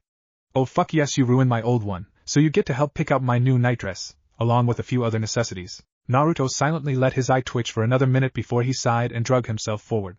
This isn't going to end well, he muttered. An hour and 14 nosebleeds later, Tayuya strode triumphantly out of the lingerie department with Naruto in tow, letting him carry the bags containing her 3 new nightgowns, and 5 sets of undergarments. Another half hour later, and Tayuya added half a dozen sets of clothes to her boyfriend's burden. Can we go home now? Naruto asked under his breath as tears began streaming down his cheeks in mourning over the loss of his poor coin purse. Gamachan. Yeah, I suppose we can drop those off before Tayuya started, before a pair of ANBU dropped down, one in front and behind them, respectively. Uzumaki Naruto, the one in front of them, said. Curiously, his right arm was in a sling, and he had a gash along his mask that went down into his cheek, and by the way he held himself Naruto could tell his left leg was injured as well. You have been summoned by Hokage-sama, please come with us. Glancing over his shoulder, he saw that the ANBU behind them wasn't faring any better. He had what appeared to be bloodied bandages under a large rip in his uniform along the right side of his chest. The gray armor he wore over it had been replaced, but one could deduce from the shape and angle of the wound that it probably extended over his whole upper torso. Yeah, okay, Naruto muttered. In their condition, they probably couldn't take both Naruto and Tayuya, so the blonde boy could tell they were just an escort. Would you mind if I drop these off first? He added. Both ANBU glanced at each other before Tayuya spoke up. You're just here for Naruto, right? Must not swear, these are ANBU, damn it. If they get a grudge against me I'm toast, she thought. At their nod, she held her hands out to Naruto. Here, hand those over, I'll take them home. You sure? Naruto asked as he held out the bags for her to take them. Yeah, just get done with the fucking crone and come home soon, Tayuya answered. Crone? One of the ANBU asked curiously. Tayuya cursed silently as Naruto took the initiative. Yup, Tsunade-ba-chan is really like 50. The pair heard a snicker from the more heavily injured of the ANBU, before he motioned for Naruto and his less injured partner to follow him. I'll be back soon, Taya-chan, Naruto yelled and waved back at the girl, who smiled before going on her way. So guys, what's Oba-chan want this time? The two fell silent at the blonde's question. Guys? He asked. The Uchiha escaped last night. The leader muttered. Naruto was thrown into such a shock that he stopped walking. If you want to know more, you'd better hurry up, I'm pretty sure I wasn't even supposed to tell you that much. In an instant, Naruto was flying forward at speeds even the injured ANBU were hard-pressed to match. When Naruto arrived, he burst through the door into her office. Tsunade-ba-ch, he stopped himself. In front of him, Tsunade had a small stack of red and white forms that she was in the process of filling out. He recognized them instantly: death certificate notarization forms, and the proper notification papers for the families of Kia Ninja. He knew for a fact that Tsunade hated filling out such forms, as well as the fact that it would probably be his least favorite aspect of the position as well. Sit, Tsunade said, indicating a chair opposite hers. Oba-chan, Naruto muttered. What happened? She sighed. Your plan backfired, we underestimated the enemy. Naruto's eyes widened in shock, and his mouth hung agati. How many died? He asked after a few moments. 31 people, she answered, as stoically as she could, given the circumstances. 30? 31 people, Naruto muttered, dropping his head into his hands. By Kami, I got them all killed. Tsunade slammed her fist down on her hard oak desk, knocking him out of his stupor. Really, she was proud that she was mastering the art of not smashing things. It's not your fault. I gave the orders, and your information was accurate, she started, sighing. But there were a few wild cards we didn't account for. Yakushi Kabuto infiltrated the building masquerading as an ANBU himself, and used the element of surprise to get the better of those we placed there. But still, who died? Naruto asked, tears brimming in his eyes. Tsunade sighed again. 14 ANBU, 3 Jounin, 5 Chunin, and 9 members of the Hyuga clan, 8 branch members and 1 main branch. Naruto lunged forward, knocking down the stack of papers that perpetually stood on her desk as he landed on the desk, tightly gripping her shoulders. Hinata! Niji, both fine, Tsunade said, letting the boy calm down and return to his seat before she continued. Hayashi wouldn't allow either of his girls near the operation site, and Niji, although he was injured during Kabuto's initial attack, was not seriously harmed, only slightly bloodied and knocked unconscious. Naruto sighed in relief. But everyone else, Iruka-sensei, Kakashi-sensei, Super Fuzz Guy-sensei. Tsunade sighed again, this time much less obviously, however. Yumino Iruka was not one of the Chunin who confronted the Oto Nin. Meito Guy did confront them, but is currently recovering from minor injuries. They didn't even hit him, did they? Naruto asked, slightly embarrassed at the question for some reason as Tsunade smirked and shook her head. I'm surprised you didn't ask about me, Naruto heard from behind him, turning to see his politics tutor. You can be so troublesome, Shikamaru, Naruto muttered. You wouldn't fight if you didn't have to. The Nara boy glanced at the ceiling. True, he muttered. Tsunade-sama, the cracked mask ANBU from before started. If you are done with me, I'd like to go check on Kakashi-senpai. You are dismissed, Yamato Tsunade said solemnly. Kakashi-sensei! Naruto yelled. Hatake Kakashi was temporarily reinstated to the rank of ANBU captain for the duration of this operation, as we lack sufficient numbers to adequately perform all aspects of said operation. Tsunade started as she continued filling out one of the forms. He led the squads against Yakushi Kabuto and Kagaya Kimimaro. He was one of the 3 ANBU to survive the confrontation, along with 2 of his subordinates, Yamato, who just left, and Yuzuki Yugao, who was also seriously injured. Kakashi-sensei, Naruto muttered as his tears spilled down his cheeks. How badly was he hurt? I don't think now is the time to discuss. How badly? Naruto yelled, causing the older blonde to wince slightly. His spine was the only thing keeping his top and bottom together. Tsunade spat abruptly. Now do you see why I didn't want to say it? She instantly regretted saying it when the boy in front of her broke down in tears. Hey, okay, so I might have been exaggerating a bit. It's still my fault, Naruto choked out through his heaves and sobs. Tsunade sighed before slowly rising out of her seat, walking around her desk, and firmly striking the boy across his cheek. I told you, didn't I? It wasn't your fault, she said before returning to her seat.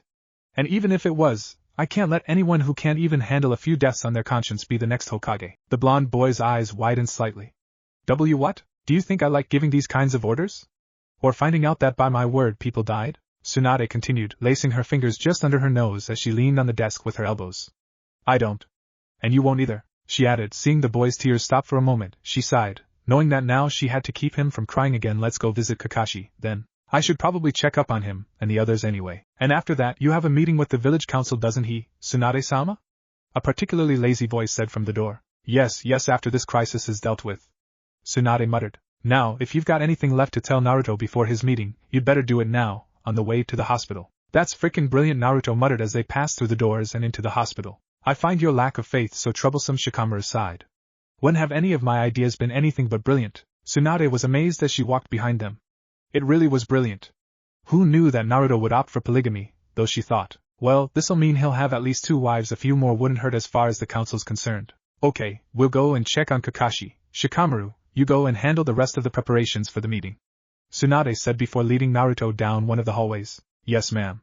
Shikamaru muttered as he turned to leave. Why do I always get stuck with the troublesome jobs? Okay, Naruto, Tsunade said as they made their way down the halls. They'll still be sedated, but just in case, I'll need you to keep your voice down. Naruto nodded, and let himself be led into the room. He had to stifle an audible gasp at the sight that greeted him. However, Kakashi, the man who always seemed so invincible, so untouchable, was lying in a hospital bed in front of him, covered in red bandages and hooked up to a respirator. Were Naruto in a better state of mind, he would have found it hilarious that the one time he sees the man without his usual face mask, he winds up wearing a fogged-up oxygen mask instead.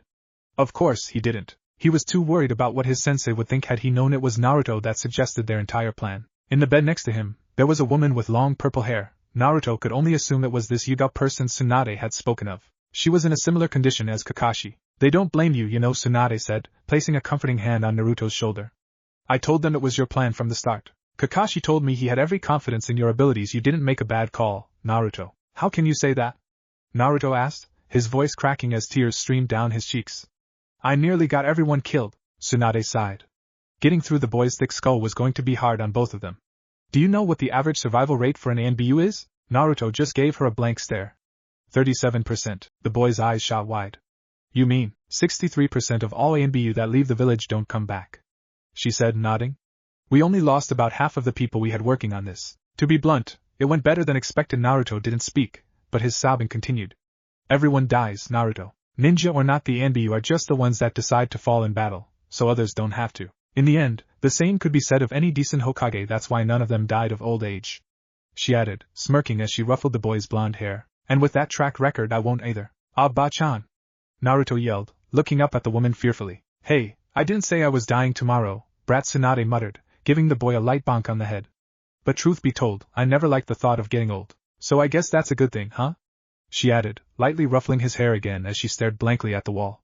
One could only wonder what was going through her head. You're already old, Naruto muttered, shortly before his skull cracked the linoleum of the floor. The woman sighed as she watched the boy rub his bruised and, in the case of his nose, bleeding face. Deciding she'd done a little too much, she began to heal the wound she dealt the boy when his words stopped her. I don't think I'll like getting old either. The elder blonde chuckled slightly. You won't have to worry about that for a good while, Naruto-kun. As she began repairing his broken nose, she added, You'll always be a little brat to me, though. And you'll always be an old hag to me, Naruto added with a smile of his own. Tsunade reared her fist back to give the boy another concussion, but instead sighed in resignation. He'd never stop calling her old. Little did they know that a certain ANBU captain was smirking under his clouded oxygen mask. Naruto stood in front of the entire council. Shikamaru sat beside Tsunade, with Iruka opposite her as an advisor toward the blonde. Since he knew Naruto far better than anyone on the council, all eyes bored down into his soul, and under the insane weight that would make most jounin buckle, this boy did the unthinkable. He smirked. What if I told you, Naruto started, an all-knowing edge to his voice that had gone unheard in the council chambers since the late Yondaime, that I held the key to your precious Sharingan? Under the insane weight that would make most jounin buckle, this boy did the unthinkable. He smirked. What if I told you Naruto started, an all-knowing edge to his voice that had gone unheard since the late Yondaime, that I held the key to your precious Sharingan? Recap over. On with the shit. Everyone in the room, save Naruto and Shikamaru, either gasped audibly, or hissed as they sucked in air through gritted teeth, gaspers including Tsunade and Irika. How is this possible? Hayashi, one of the many who still had his teeth grinding together after his snake-like intake, asked. Naruto let out a slow breath.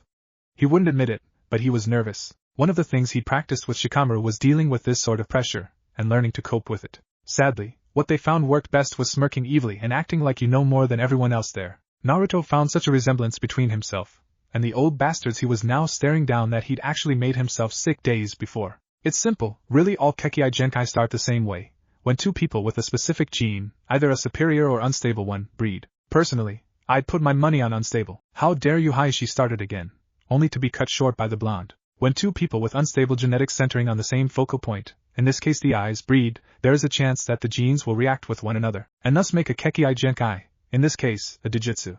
Similar Kekkei Genkai can also be blended together to form a new one, as happened long ago when my ancestors intermingled with another Dijitsu-bearing clan, thus creating the Byakugan. Blasphemy! Hayashi cursed under his breath.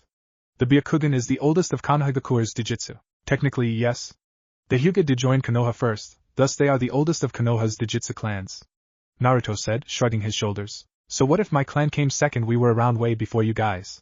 We just never felt the need to argue about it. It is true, however, a new voice beside Hayashi stated, placing a large scroll before the Hyuga head.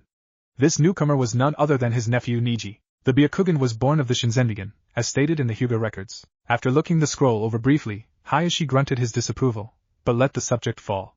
What does this have to do with the Sharingan? The Uchiha are derived from the Hyuga, not the Kazama. Niji immediately took this as his cue to gather up the scroll and leave. As one of the few people privy to Naruto's plans, he didn't want to be anywhere near Hayashi for the next few days. Hayashi-sama, Naruto started, crossing his arms as his smile began to fade.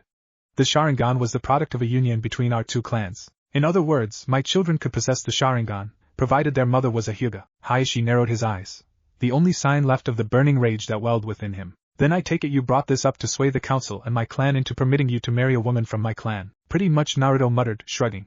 But of course, there's no guarantee there'll be any Sharingan from it. I mean, to be honest, I'm pretty sure it's something like a 50% chance it'll be either the Byakugan or my Shinzenrigan, or a quarter chance it'll be the Sharingan. And the other 25%? One of the other councilmen asked. Naruto shrugged again. No clue whatsoever. What do you mean? Red eyes aren't natural. Wouldn't you agree? Naruto muttered, more to himself than the council. They tried breeding together the Sharingan and Shinzenrigan once. I'm pretty sure that's how the Yuhi clan came about, just a botched mix. The representative from the aforementioned clan was furious, but it went unnoticed. Then again, they might have the most powerful Kekkei Genkai in existence, and it's simply impossible to activate. The entire room went silent. It remained thus for another minute before Hayashi spoke again. Do you have a girl in mind?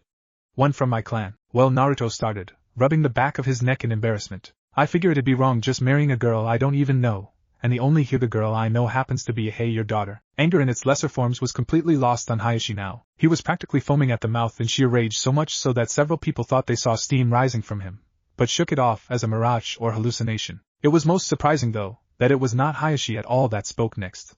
Hinata or Hanabi? One of the councilmen asked. His clan was rather close with the Hyuga, at least as close as one can get to the Hyuga hell. Why not both? He blurted out. What? Came Hayashi's frenzied roar as he shot from his chair. The man gave a placating smile, gesturing for Hayashi to retake his seat as he began to explain himself. Your daughters are, in fact, descended from the purest of all Hyuga blood, are they not? Hayashi didn't answer. It was obvious what it would be, though. Of course they were. Then would it not stand to reason that they are the best candidates for this arrangement? He tried to word it as nicely as he could, and failed miserably. The girls were nothing but breeding stock as far as most of the council were concerned. Now if the boy is correct in his assumption at the numbers, then clearly they would bear a child with the Byakugan to carry on as the head of your clan. They expected them to bear children. Many children, eventually one with the Byakugan, would be born, and this logic began to sway many of the council. I would also need a girl without a Kekkei Genkai to make sure the Shinzenrigan and my clan name are passed on. Naruto began again, bringing all eyes back to him. But I think I've got that covered. What do you mean? Hayashi asked. This was between him and the brat. Now everyone seemed surprised except for Shikamaru, even Tsunade. I figure my fiancé would be up to the job, Naruto said, shrugging and smirking once more. Fiancé? Tsunade yelled. Yeah. I asked her to marry me. Naruto yelled cheerfully, knowing Tsunade would be able to figure out who he was talking about. Kami, you don't mean? Tsunade muttered, apparently having been heard by Naruto, as he was vigorously nodding. Who is it you're talking about? Another faceless politician asked. Oh, her name isn't important, you wouldn't know it anyway. Naruto scoffed. What you should know is that she's a little older than me, and thus nearly of mothering age. This got the council muttering and talking amongst themselves. Truthfully, Naruto didn't plan on having kids for a long time, but they didn't need to know that. After another few moments that seemed like hours, an old man stood and said, You may go, Uzumaki. We will send you any required documentation regarding our final decision regarding what has been said here today. Are you fucking serious? Tayuya muttered, barely holding in her laughter. Hell yeah, Naruto said, chuckling away. The looks on their faces were priceless, especially Hayashi. Naruto had just returned home from the meeting, and after a simple how did it go from Tayuya, the blonde went to work regaling her with the finer points, what he thought of as the finer points anyway, of the meeting, including how they now thought she was his fiancée, and the fact that Naruto was intent on taking multiple wives. I still don't like the thought of sharing, you know, she muttered. Naruto groaned slightly, and put up his hands in a comfortably familiar seal. Not too often you'll have to, you know, a Kage Bunshin said as it popped into existence behind her. Hell, I'm the clone and I've got enough chakra to make dozens of clones, Tayuya scoffed. So when I'm lonely, you're just going to stick me with some copy? Actually, funny story about that, Naruto muttered as the clone vanished into a cloud of smoke.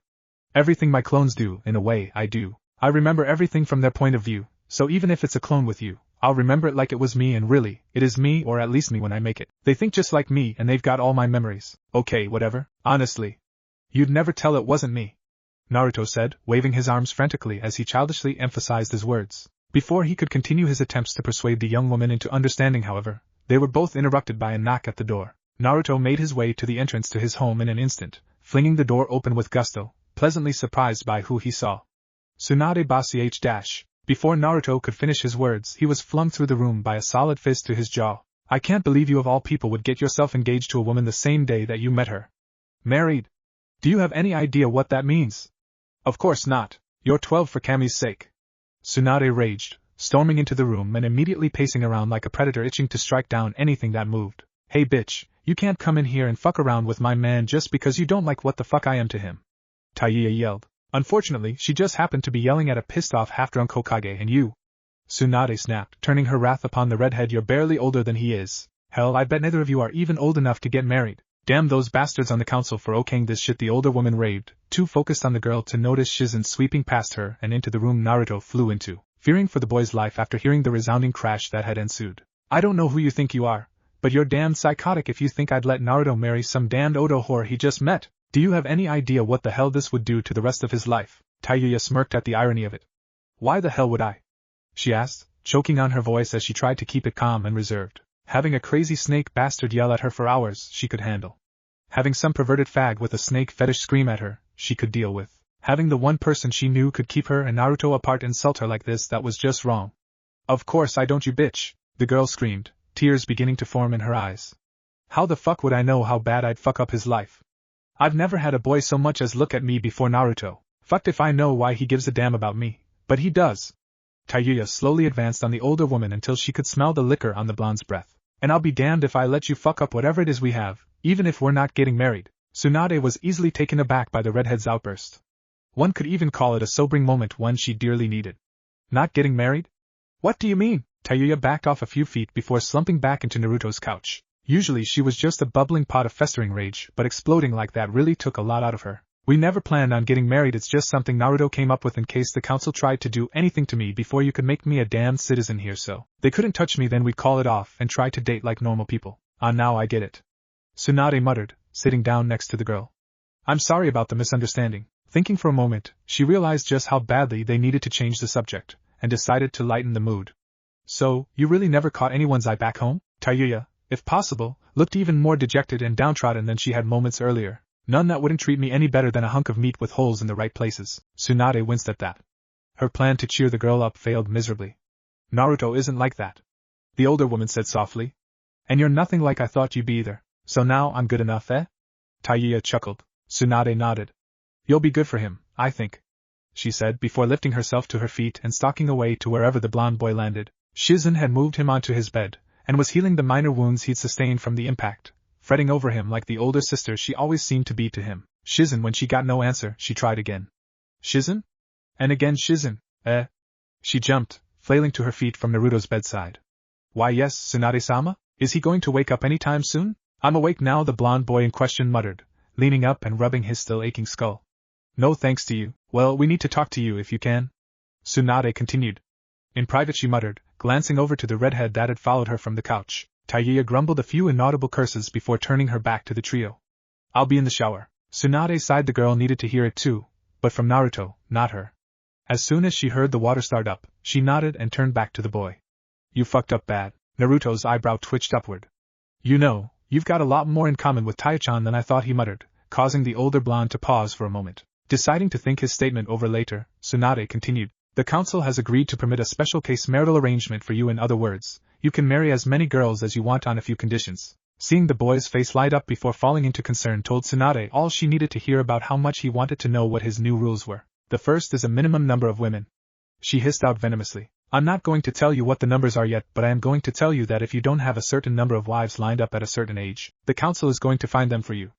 I'm sure you don't want that. Hell no, Naruto mumbled. There's another stipulation that has something to do with that. But I'm sure you're going to hate this one, Tsunade started. Because your bloodline is so valuable, they're not going to let you leave the village until you've got an heir that can carry on in case you die on a mission. What? Naruto roared. They can't do that. That's ninja business, and they're the civilian council. What about Sasuke? They didn't make him leave an heir, they tried to, Tsunade said.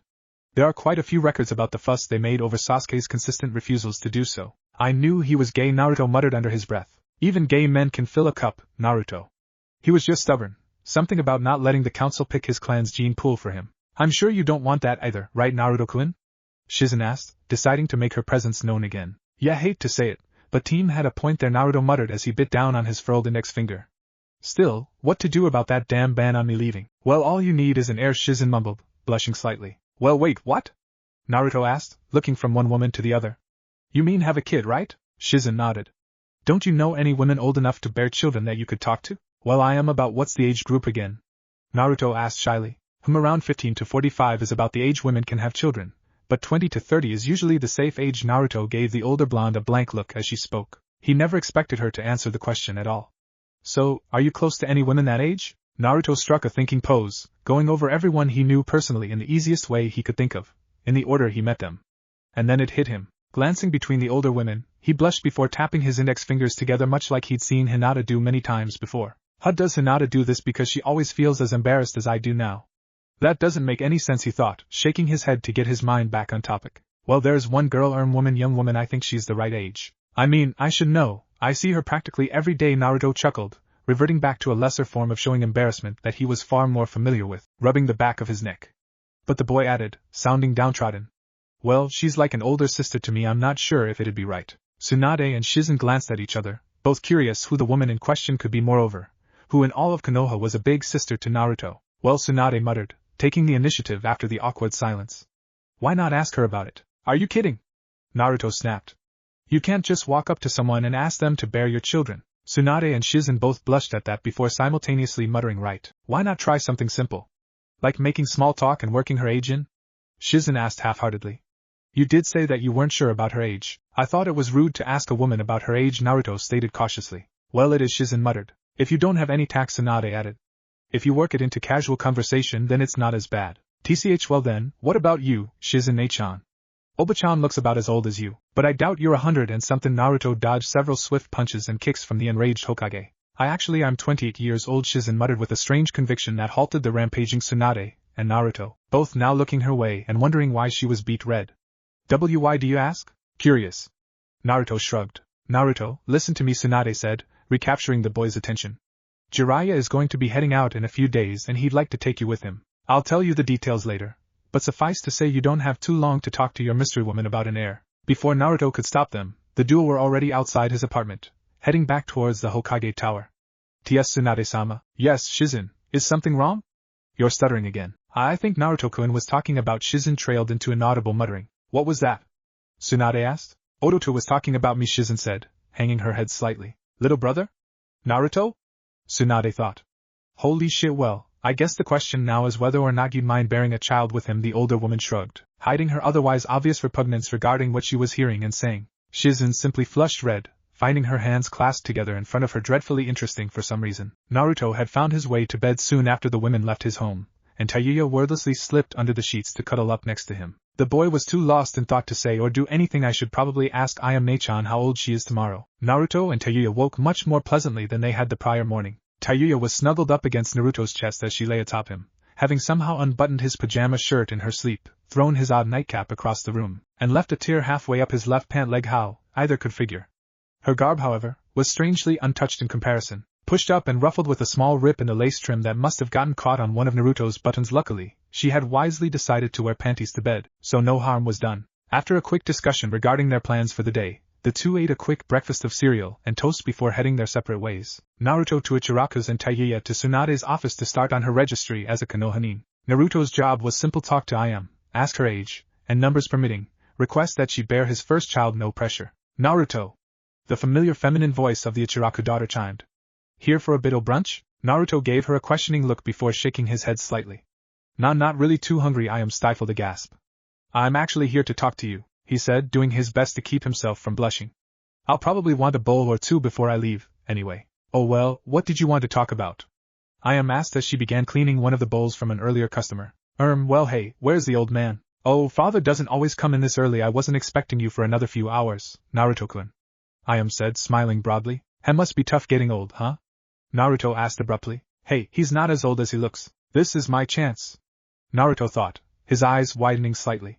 I bet you look pretty young for your age though, right? Ayame blushed slightly. Oh, stop it. If anything, I look older. I'm only 17, you know. Naruto thought, scrunching up his face a bit. Well, she's a little young, but not too much so. Still, I'll ask Tsunade first, and then ask to Ayame-chan if Oba-chan okays it. Well, I bet you get asked out a lot, huh? Every now and then, she answered. Why this sudden interest in my dating life? I'm not sure my boyfriend would appreciate it, she added with a rather flirty wink. Oh, boyfriend? Shit. Never mind then, Naruto said, smiling. What do you mean, never mind? Ayame asked, blushing brightly. Naruto sighed. Well, the truth is, there's this weird clan Kekkai Genhai thing. He muttered, shrugging. It just so happens the council's gotten themselves obsessed over mine, and now they won't even let me out of the village if. Naruto stopped himself, spinning around on the stool so that he faced away from her, hiding his reddened cheeks. If I don't leave my jeans behind just in case. So then Ayame started, her blush magnifying alongside Naruto's. Naruto immediately spun back to face her, an insanely wide smile plastered on his maw. Like I said, never mind, he said before hopping off of the stool and jogging away. I'll be back later. Ayame watched as the boy she thought of like a little brother ran off. I was kidding about having a boyfriend, she thought to herself. But then again, I like to draw the line at legal when it comes to guys. He's just too young.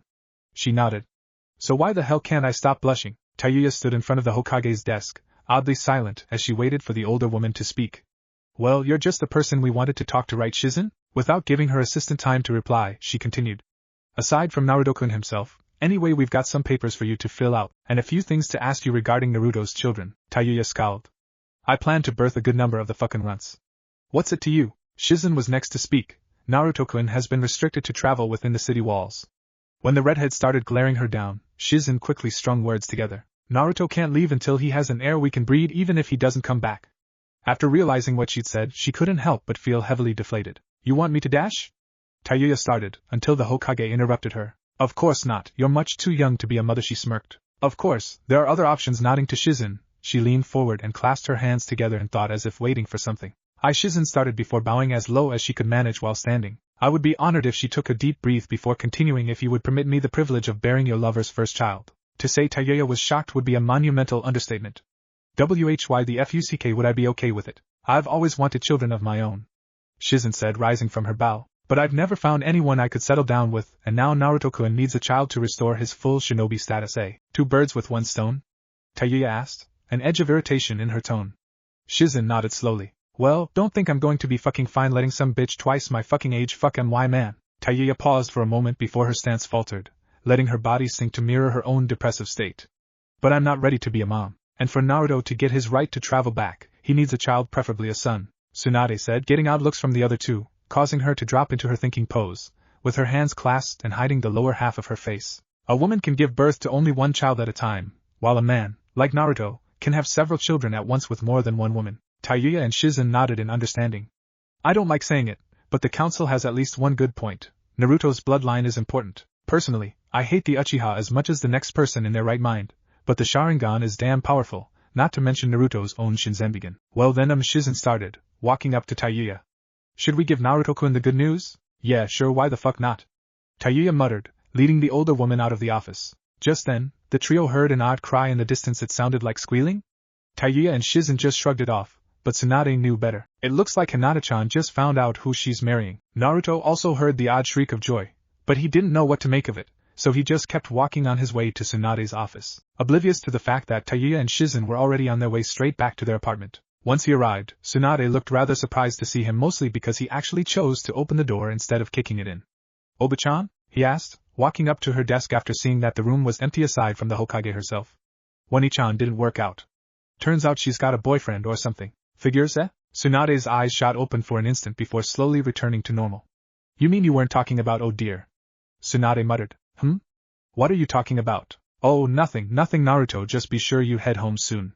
Like now? Actually, I was kinda hoping you'd let me check on Kakashi-sensei again, see how he's doing, you know? Naruto muttered, causing Tsunade to sigh. Okay, one quick visit, and then you get your ass home to sleep. Tsunade said as she rose to her feet and led the way. Knowing the boy would be rather curious as to her intentions, Tsunade quickly thought up an excuse. You need to rest up for the mission I've got planned for you tomorrow. Shit, mission? What mission? Naruto asked, half ecstatic with a surprising amount of frustration and anxiety mixed in. I can't leave the village, remember? I'm pretty damn sure there's no decent missions inside the village. Oh, you'll find it's rather important to you. Yeah, that works. She thought as she came up with the perfect mission for him. You'll be briefed tomorrow at noon. Noon? Naruto asked, dumbfounded. I expect you'll be busy until then. Her words just left the boy more confused. When they arrived at the hospital room, they were greeted by a familiar wave and a lazy yo. Kakashi-sensei! Naruto yelled, running up beside the bed and nearly tackling the man before remembering that he was injured. So you're okay then? Well, Kakashi started before Naruto noticed he was still wearing his oxygen mask, a fact that was obviously bothering the copy ninja. Turning to a nearby nurse, Kakashi made a motion obviously discerned as can't I take this off. As she helped him remove the thing, Naruto saw the nurse flush red for a moment before Kakashi turned back to the boy, miraculously fully masked once more. I'll be fine in another few weeks. So, Naruto, what brings you here? I was worried and I still feel a little guilty for. Don't. Kakashi cut in. Every ANBU dies young. One of the reasons I resigned. Actually, if ANBU didn't do these dangerous missions, then who would? Someone would have to. Naruto nodded slowly in understanding. Every ANBU knows what they're doing when they join. We're the people that happen to be strong enough to stand any chance of coming back from these missions. Kakashi looked down at his heavily bandaged torso. No ANBU expects to come back from any of their missions, that's how we're trained. Some of us, he started, glancing over at the still unconscious purple-haired ANBU woman, don't want to come back. He added sadly, I see. Naruto muttered. Trying to lighten the mood, Kakashi decided a change of topic was in order. So, I hear you've gotten yourself engaged. He smirked as the boy blushed with embarrassment. I'd like to meet the girl that managed to get you to give up on Sakura. Naruto hissed through his teeth when he heard her voice. Speaking of which, how is she? I haven't heard from her in a while. She's Haruno-san is fine. Naruto muttered angrily. Just a little bitches since her little boyfriend left her. Kakashi honestly never expected this sort of reaction from the boy, almost like he hated her. I'm sure Sakura-kun will get over it eventually for the sake of her career, at least. I don't happen to share your faith in her. Naruto muttered as he turned to leave. I need to go and rest up for my mission tomorrow, according to Tsunade-bachan. I'll talk to you later. When Naruto had finally left, Tsunade walked up to Kakashi's bed and sighed. They had a bit of a falling out. You shouldn't hold Naruto responsible for it. I don't. I'm the one to blame for not realizing what was happening, Kakashi answered. I think you should know I got an anonymous report stating that Haruno Sakura openly expressed her desire to become a missing nin to follow Sasuke shortly before being knocked unconscious. Tsunade continued. Kakashi sighed. Naruto? Probably, Tsunade replied. Just watch the girl, she's rather emotional right now. Thank you for telling me, Hokage-sama. I'll speak to her myself after I'm released from the hospital. Once Tsunade was safely back in her office, she reached down into one of the many secret compartments in her desk and removed a bottle of sake. Interestingly enough, her stashes kept restocking themselves, probably Shizen, she mused. And then came the knock on her door. Enter, she sighed. Tenten slowly and shyly made her way into the room, closely followed by her teammate, Hyuga Niji. The behavior wasn't like the girl at all, even Tsunade could tell, and she barely knew her. What's wrong? Tsunade asked. Go on, Niji chimed in his own encouragement, nodding his head towards the Hokage. That is, You see, Tenten muttered, acting more like Hinata than herself. Then Niji placed a comforting hand on her shoulder, and she nodded to him before taking a deep breath. I want to marry Naruto-kun, she blurted. Tsunade simply sat there, letting her eye twitch. This was going to be a very interesting day. Tsunade could barely believe her ears. Another one-up, she muttered under her breath. You know, I'm pretty sure Naruto is the person to talk to about marrying him. Tenten's eyes started to tear up, and Tsunade was in no mood to hear her cry. Niji, you told her about the damn minimum, didn't you? What? The Hyuga boy asked, still cleaning out one of his ears with a pinky. Did something happen to you?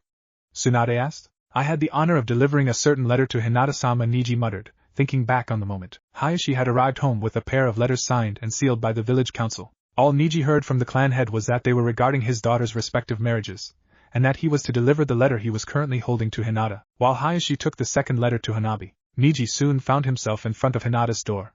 He could find his way here while asleep if need be. He wound up sent to summon her so often what she did while holed up in her room all day while she wasn't training. He wasn't even sure he wanted to know knocking on the door. Niji stood at attention and stated, Hinata-sama, are you there? Of course she was. But he wanted to be somewhat polite, even though Hinata repeatedly told him he didn't need to be. Why yes, Niji and I, in one moment, please. He heard from the other side of the door, along with a frantic ruffling of fabric. Why yes?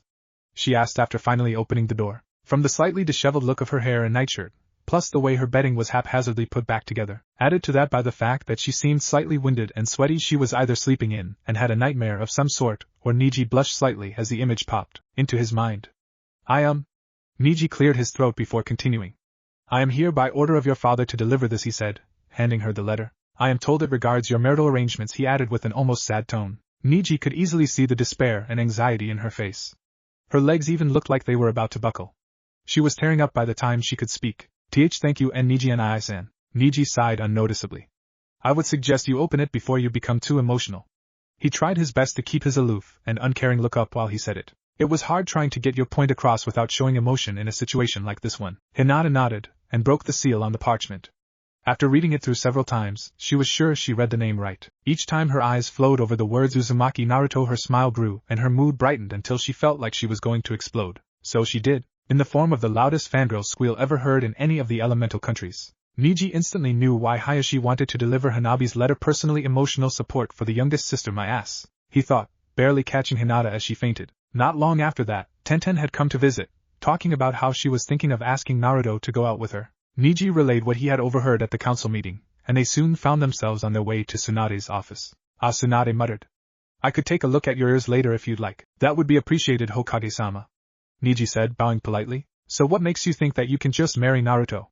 Tsunade asked, turning to Tenten. Tenten muttered, shrinking away under the piercing gaze of her idol. Tenten has informed me of her intentions, if I may speak for her? Niji asked. At his words, Tenten started nodding fervently. Tsunade sighed.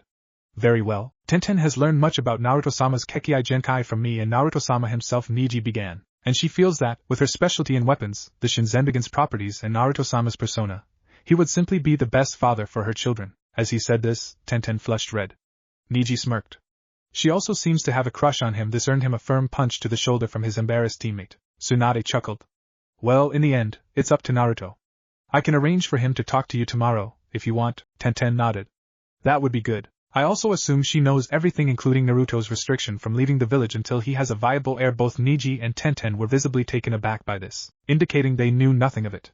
In any case, he should be taking care of that about now, she added, inciting a blush from Tenten and causing Niji's eye to develop a spontaneous twitch. You mean he's Tenten started making babies? Yup. Tsunade said, nodding her head humorously. That a problem? I know, Tenten said, her blush returning in full force. Good. Naruto is supposed to show up here at noon tomorrow. Be here a little before then, and we'll have a little chat with him. Tsunade said, smirking maliciously. Why yes, Hokage-sama. Tenten bowed before quickly making her way out of the tower. Tenten-san is so skittish when it comes to you and Naruto-sama, Niji muttered. She admires you greatly. I know, Tsunade sighed, taking another swig of sake. So, how is Hitomori-chan doing? Niji sighed.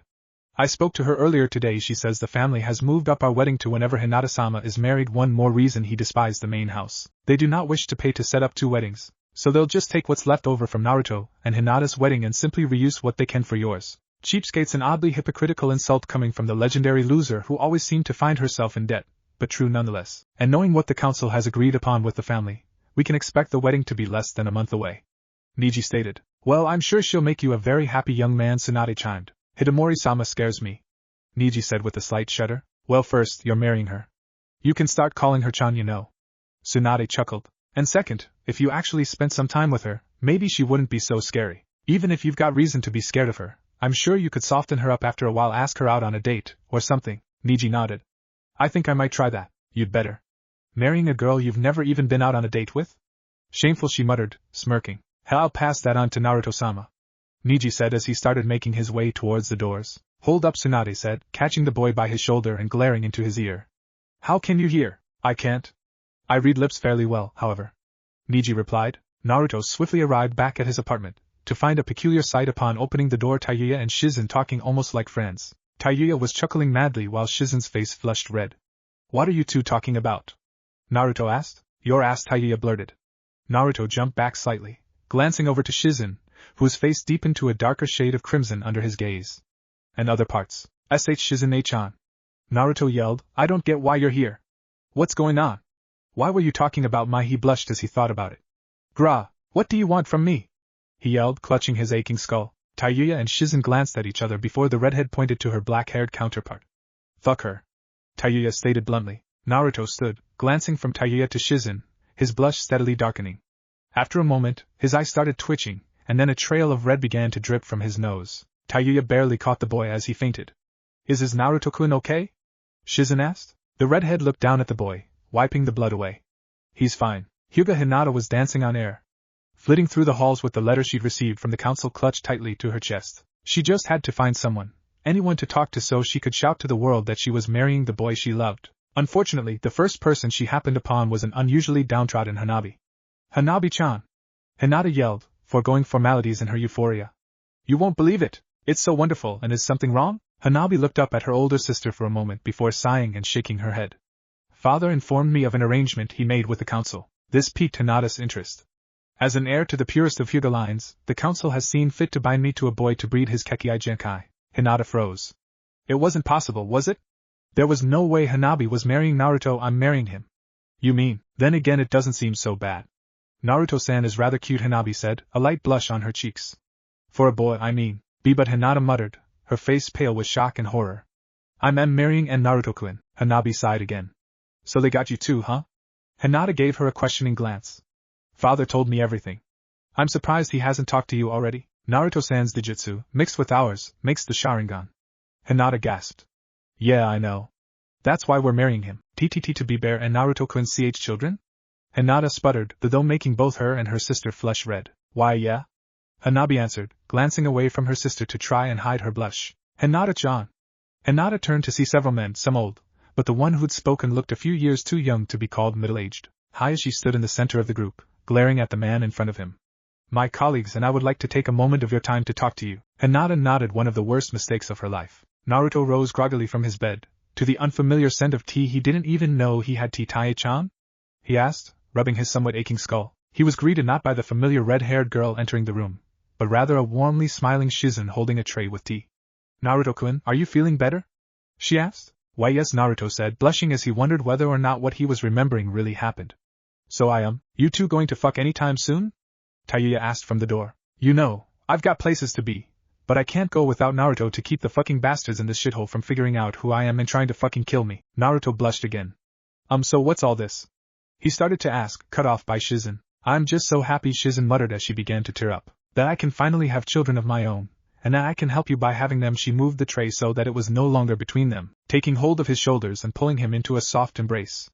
Thank you, Naruto-kun. Naruto awkwardly returned her hug, trying to figure out what the hell she was talking about when he realized just what he must have sounded like as he told Tsunade and her about. Hey, how did you figure out I was talking about you? He asked, an indisputably fake smile plastered over his features, but no one seemed to be able to see through them so far. Tayuya just stood in the corner and scowled. The redhead stalked out of the room, shutting the door behind her as Shizen released Naruto. I just knew, she answered, smiling. Naruto muttered, his face flushed red. What do I do now? Well, first you take your clothes off, Shizen chuckled as she began to undo her yukata. Naruto's face was completely crimson as he saw Shizen, in nothing but a pair of panties. Wow. Here, let me help you, she said, taking hold of the latch of his pants. Naruto wanted to struggle free, but knew it wouldn't do any good. Shizen was Tsunade's apprentice as far as he knew. She could be just as scary as her teacher. There we go, she muttered as she finished pulling his shirt over his head. And thus the two sat there for a moment on Naruto's bed in nothing but their underwear. I think I know what to do now, but why don't you start? Naruto sputtered. Nervous about your first sexual experience? Shizen asked, eliciting a nod from the boy. I was too, don't worry, it's normal, she added, reaching out for his hand and pulling it to her. Shizen-chan, baby steps, and Naruto-kun? Shizen smiled, blushing. She was obviously just as nervous as Naruto, even if she was a bit more forward. Yeah? Naruto muttered. Her hands returned to his shoulders, but Naruto's hand remained on her chest, giving it a tentative squeeze. She blushed brighter, but nodded for him to continue. At this, he began to inch forward. When he'd closed half the distance between them, his other hand found her chest as well, and he felt her slowly pulling him towards her. After what seemed like an eternity, their lips met, sending a pleasant shudder down Naruto's spine. Naruto spent the next half-hour familiarizing himself with Shizen's body, doing so as innocently as he could. He couldn't stop himself, however, after the way she'd responded so positively to him needing her, or his tongue combating with hers after the first few moments. Naruto had let one hand leave her chest to explore the remainder of her body, mainly her back and stomach, ending behind her neck, deepening their kiss. Shizen-chan? Naruto asked, pulling away and giving the older woman a quizzical look. Don't worry, Shizen said, nodding towards the boy's lower regions as she pushed off her undergarments, giving Naruto the idea that he was supposed to do the same. I've got some experience in this stuff. When both were completely nude, Shizen was lying down on Naruto's bed, while he sat back on his haunches at her feet. You do? Naruto asked, taking in the magnificent beauty that was her fully nude form. Shizen giggled. Well, it's good to know you like what you see, she chuckled, causing Naruto to immediately cover his manhood, blushing profusely. Oh, don't be embarrassed, I've seen worse from men twice your age. Naruto's eyes widened slightly, and he slowly let his arms fall to his sides. Why, you have? She nodded in response to his question, motioning for him to come closer. Shizen-chan? He asked as he held himself suspended over her. Okay now, nice and slow your first time, any? She asked, guiding him down with her gentle touch. When she finally pulled him into herself, she added, Now push, Naruto-kun. As he thrust himself into her, he could have sworn he saw her wince slightly, but he shrugged it off. She couldn't possibly have been a virgin, Shizen-chan?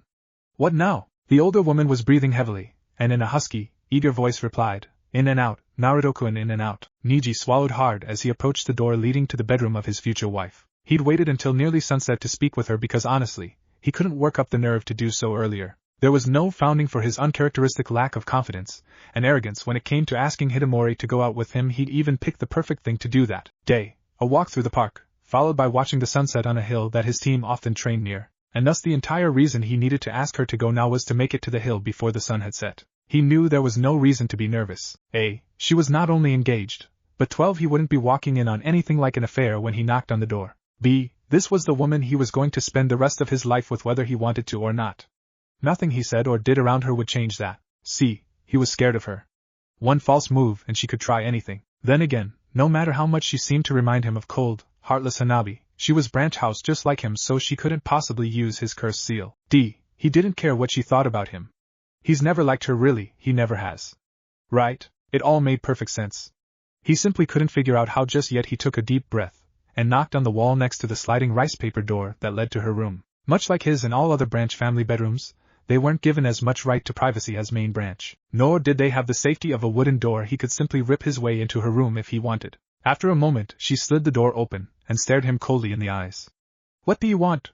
She asked as she folded her arms over her chest. He had to admit, for all her personality flaws, her physique was flawless. In her slightly baggy branch family-made robes, her figure was hidden perfectly, although you could tell it was just barely so. Her eyes were fierce and determined, much like his own, and a slightly lighter shade of lavender than was normal for the Byakugan. He only knew of 3 people that had noticed this about her eyes, himself and her parents. Her cheeks were slender and her mouth was slight and cute, especially with the small amount of lipstick she usually wore. Her blue-black hair was always tied back in a neat ponytail that grew ragged near where it ended midway down her back, giving her an almost feral quality while also showing her ear piercings to the world, 2 in her left ear and 1 in her right. The first pair of piercings were ordinary enough, simple dark blue crystal studs in each ear. Niji had always admired that she'd been defiant enough to get a second piercing in her left ear just above the first, which always held a thin silver ring. When he saw all of this, he realized just how little he knew about her. Bowing slightly, he answered, Hitomori-chan, I would like to request your acquaintance this evening. He mentally slapped himself for that too formal. He smirked as he thought of the most informal person he knew. What the hell?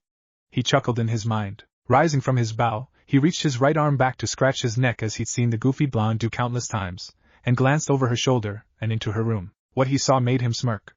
Would you go out with me? He asked casually. He barely caught the smirk on her lips before she hid it under a scowl. We're going to be married to one another. A date seems like a pointless and unorthodox waste of time, wouldn't you agree? Niji gave the most sincere smile he could, which wasn't much more than a smirk, and said, A friend of mine once taught me that you can't always go by tradition alone if you want to live life for yourself. She smiled warmly at his reply. Just what I wanted to hear. Wait there for a moment, while I change into something more appropriate for an outing, she said, sliding the door shut behind her.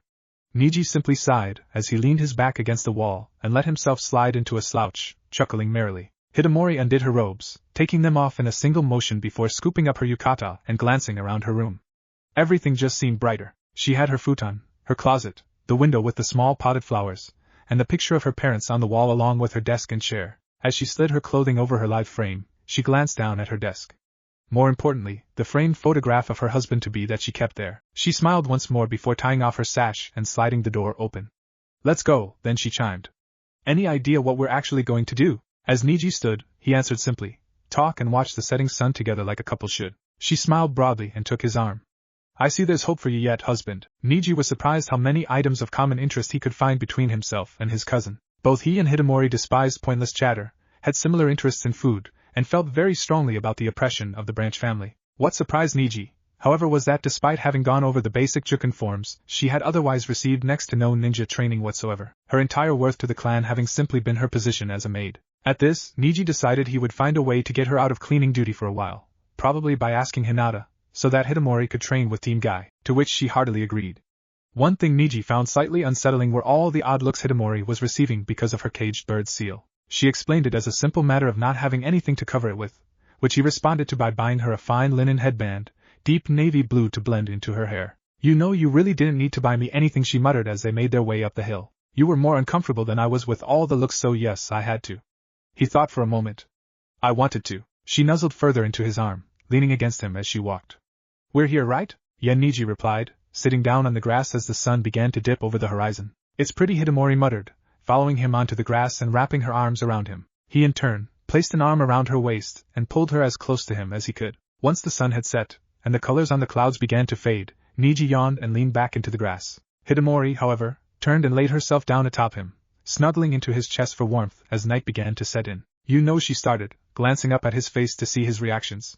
I don't think I'll mind being stuck with you for the rest of my life. Niji chuckled in response.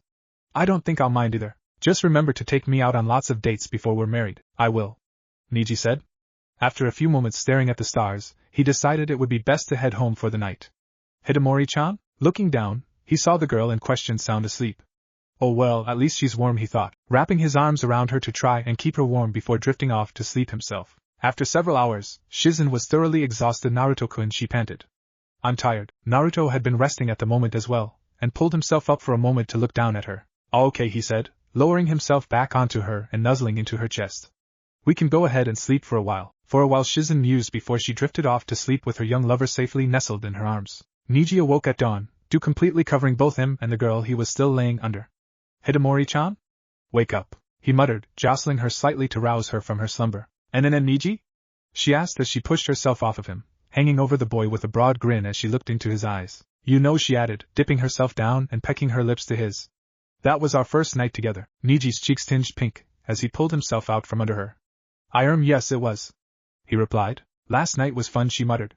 I don't mind if you want to sleep with me again. Before he could get any ideas, she quickly added, just as long as you know I'm not letting anything intimate happen until we're married. Niji chuckled. Fair enough. When the pair had finally returned home from their night in the training grounds, they decided it'd be best to clean up a bit before trying to talk Hinata or Hayashi into letting Hidamori have the day off. Unfortunately, nothing seemed to be going as planned these days, and Niji and Ai-san? Niji spun on his heel to face his eldest cousin. Hinata-sama. I wasn't expecting to see you here. Even Hinata could tell there was something wrong with this. Wait a second, ruffled hair, a bit sweaty, disheveled clothes, they're even a little muddy and have grass stains. Ao Kami, you too, Hinata mumbled, causing the pair to glance at each other in confusion. You slept with her? Niji and Hidamori both blushed at Hinata's outburst. Niji was about to deny everything before Hidamori spoke up. So what if we did? Hinata flushed red, twiddling her fingers in embarrassment. Out with it, girl, Hidamori blurted. Apparently, she wasn't used to talking to main branch Yuga. I need advice, Hinata snapped.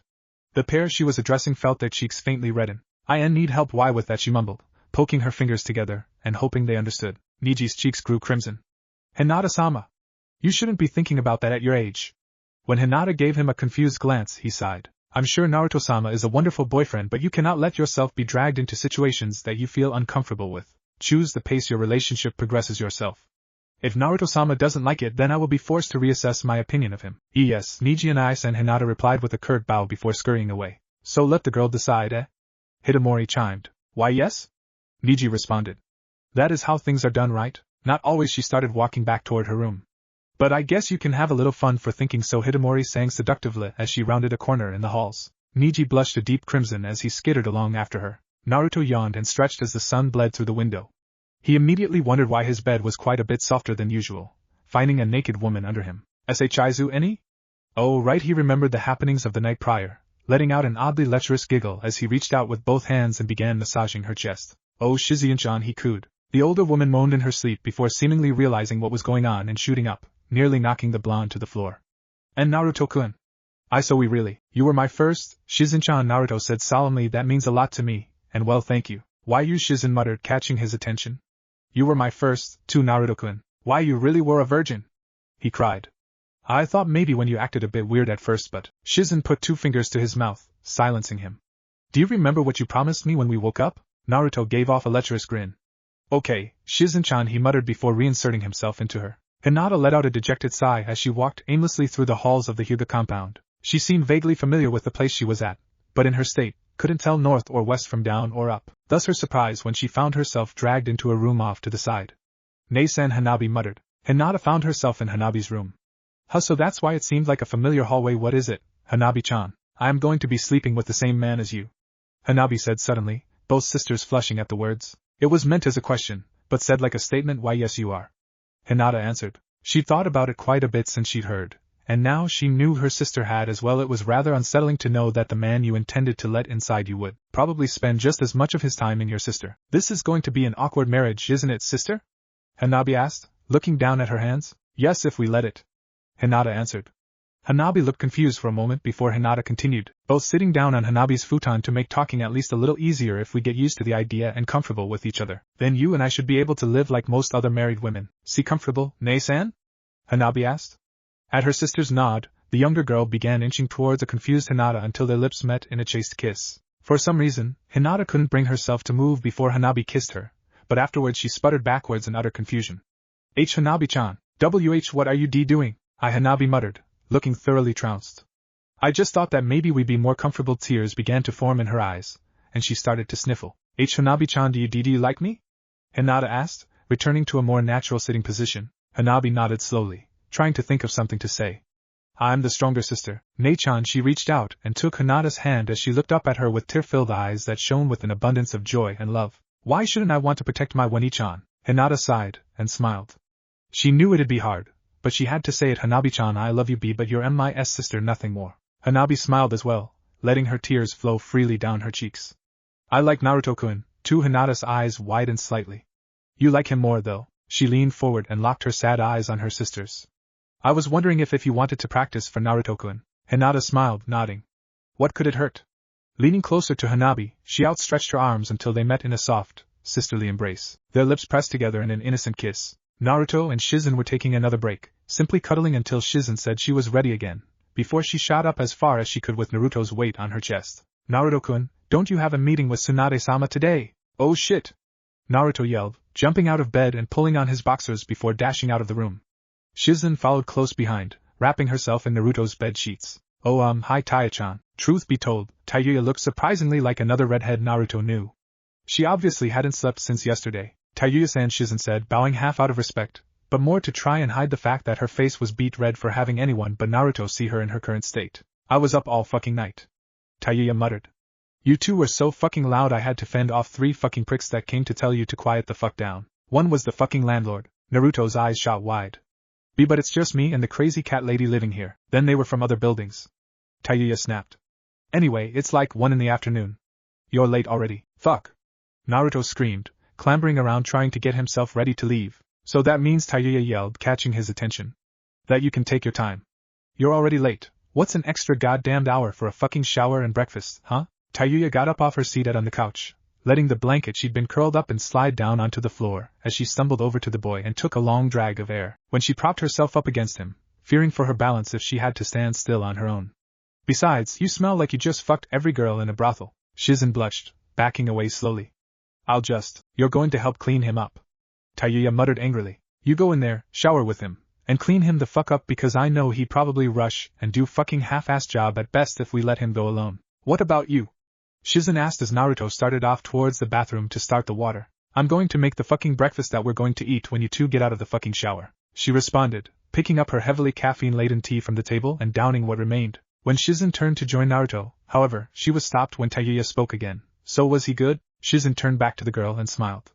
Would I have been that loud if he wasn't? Tayuya chuckled, shaking her head as the two went their separate ways. About an hour later, Naruto and Shizen came out of the bathroom, each wrapped in a towel as they made their way to gather up clothes for the day. Shizen wore what she arrived in, as it was still rather clean, and Naruto put on a fresh set of everything. What the fuck took you two so long? You guys fuck in the shower too? Tayuya asked, and at their simultaneous blush, groaned. You did, didn't you? They both nodded. Sorry, Tai-chan, Naruto muttered as he made his way to the table, Shizen following behind him. Don't worry about it, IDV fucked you too if we showered together.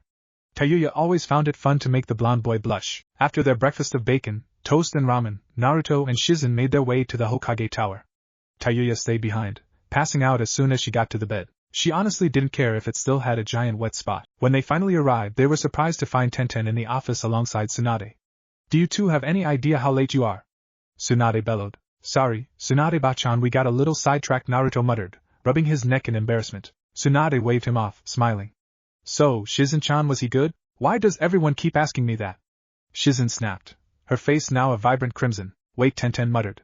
So, she's the one, Naruto? Yes. Tsunade replied. Shizen, you're fairly certain it'll take, aren't you? We'll know in a few days, Tsunade-sama, Shizen mumbled. I used those jutsu. What are you talking about? Naruto asked. Medical ninjutsu used to increase the chance of pregnancy. I won't bore you with details.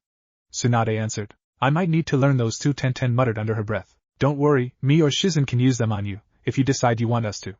Tsunade muttered to the girl before turning back to Naruto. Now, there's something Tenten-chan here wants to ask you, Naruto-kun. Naruto nodded, more than slightly confused as Tenten walked up to him, bowing as she spoke. Naruto-kun, please take me as your wife. Naruto jumped back a good 5 feet from the girl in shock. What? Why the hell would you want to marry me? Before Tenten could answer, Tsunade spoke up. She has her reasons, Naruto. Now, do you want to marry Tenten or not? Naruto didn't know what to say, so he took Tenten's hand in his own, raising her from her bow. Tenten, do you really want to marry me? Tenten started, glancing down at his hands cupped around hers. I know that, someday, you're going to be a great father, Naruto-kun, probably the best ever. She smiled, having the distance between them as she took a step. I want that for my children. I can't imagine anyone being better for the job than you, Naruto sighed. So, what's that bring the count up to now, Oba-chan? 4. Tayuya, Tenten, Hinata and Hanabi. The elder woman replied. And you're still not going to tell me what that damned minimum is, are you? You'll find out soon enough, Naruto. Tsunade stood up and walked around her desk. Shizen, Tenten, if you could give us a little privacy? Find Jiraiya and give him this letter BH. Naruto scoffed, going over his mission details once more. After being briefed on his mission and having a little talk with Tsunade about fatherhood, she sent him on his way. As he hopped from one rooftop toward the only major onsen in Konoha, his mind drifted to the latter half of their talk. Hinata, Naruto barely registered that he made it to his destination as he leapt over the walls of the women's bath, landing on the other side of the building next to a perverted old man. Naruto, you're just lucky none of them saw you do that, Jiraiya muttered. Yeah, so? It would have just led them to you anyway.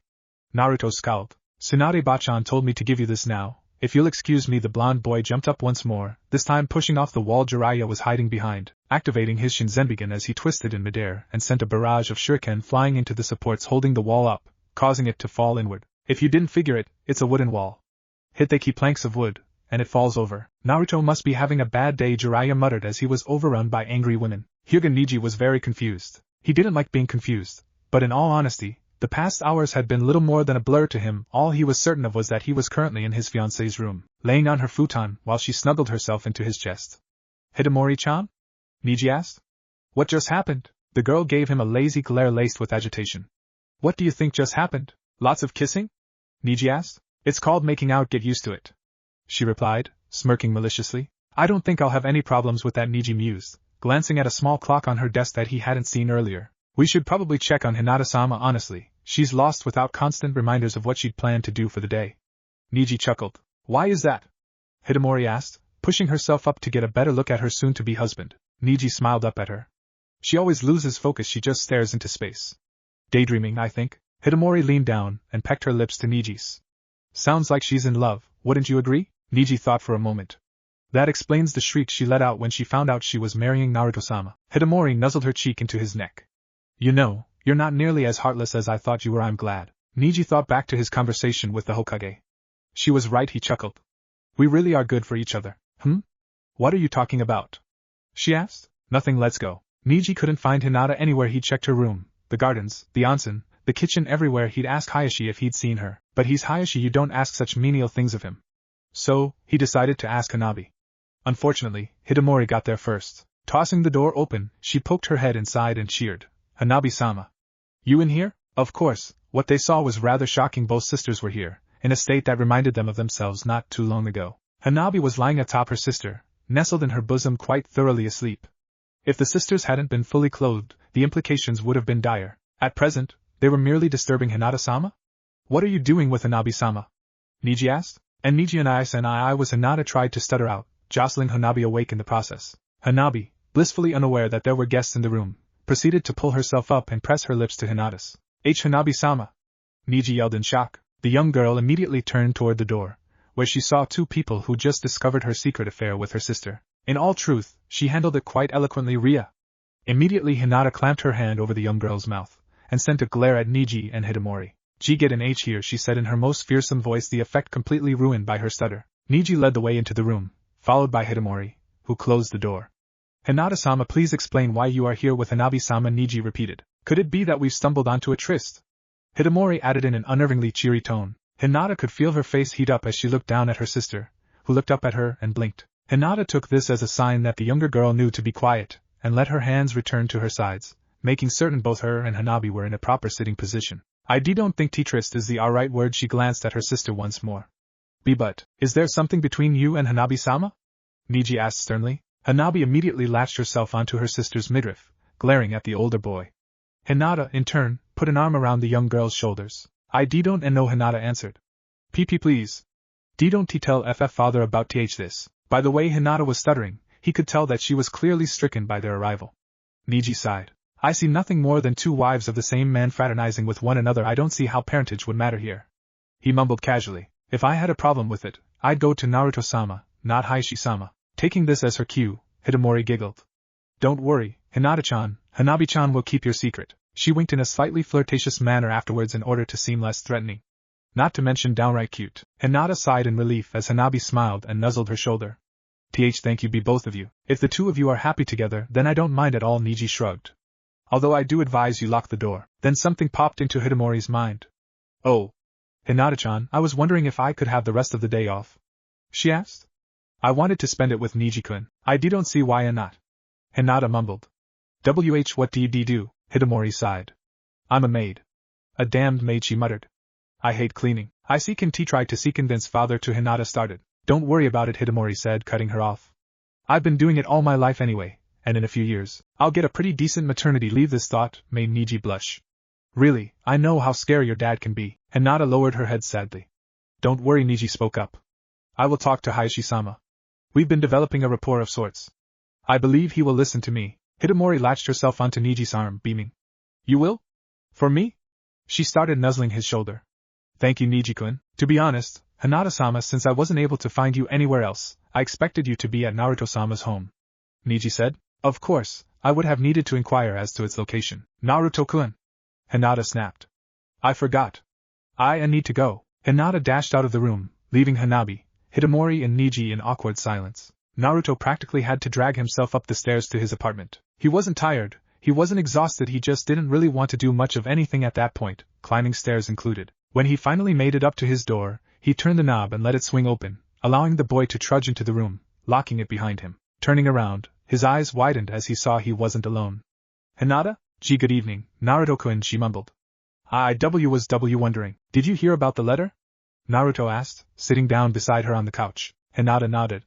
We are to be wed. You don't have to marry me if you don't want to. I can talk to. He was silenced as she put two fingers to his lips. Hinata flushed red.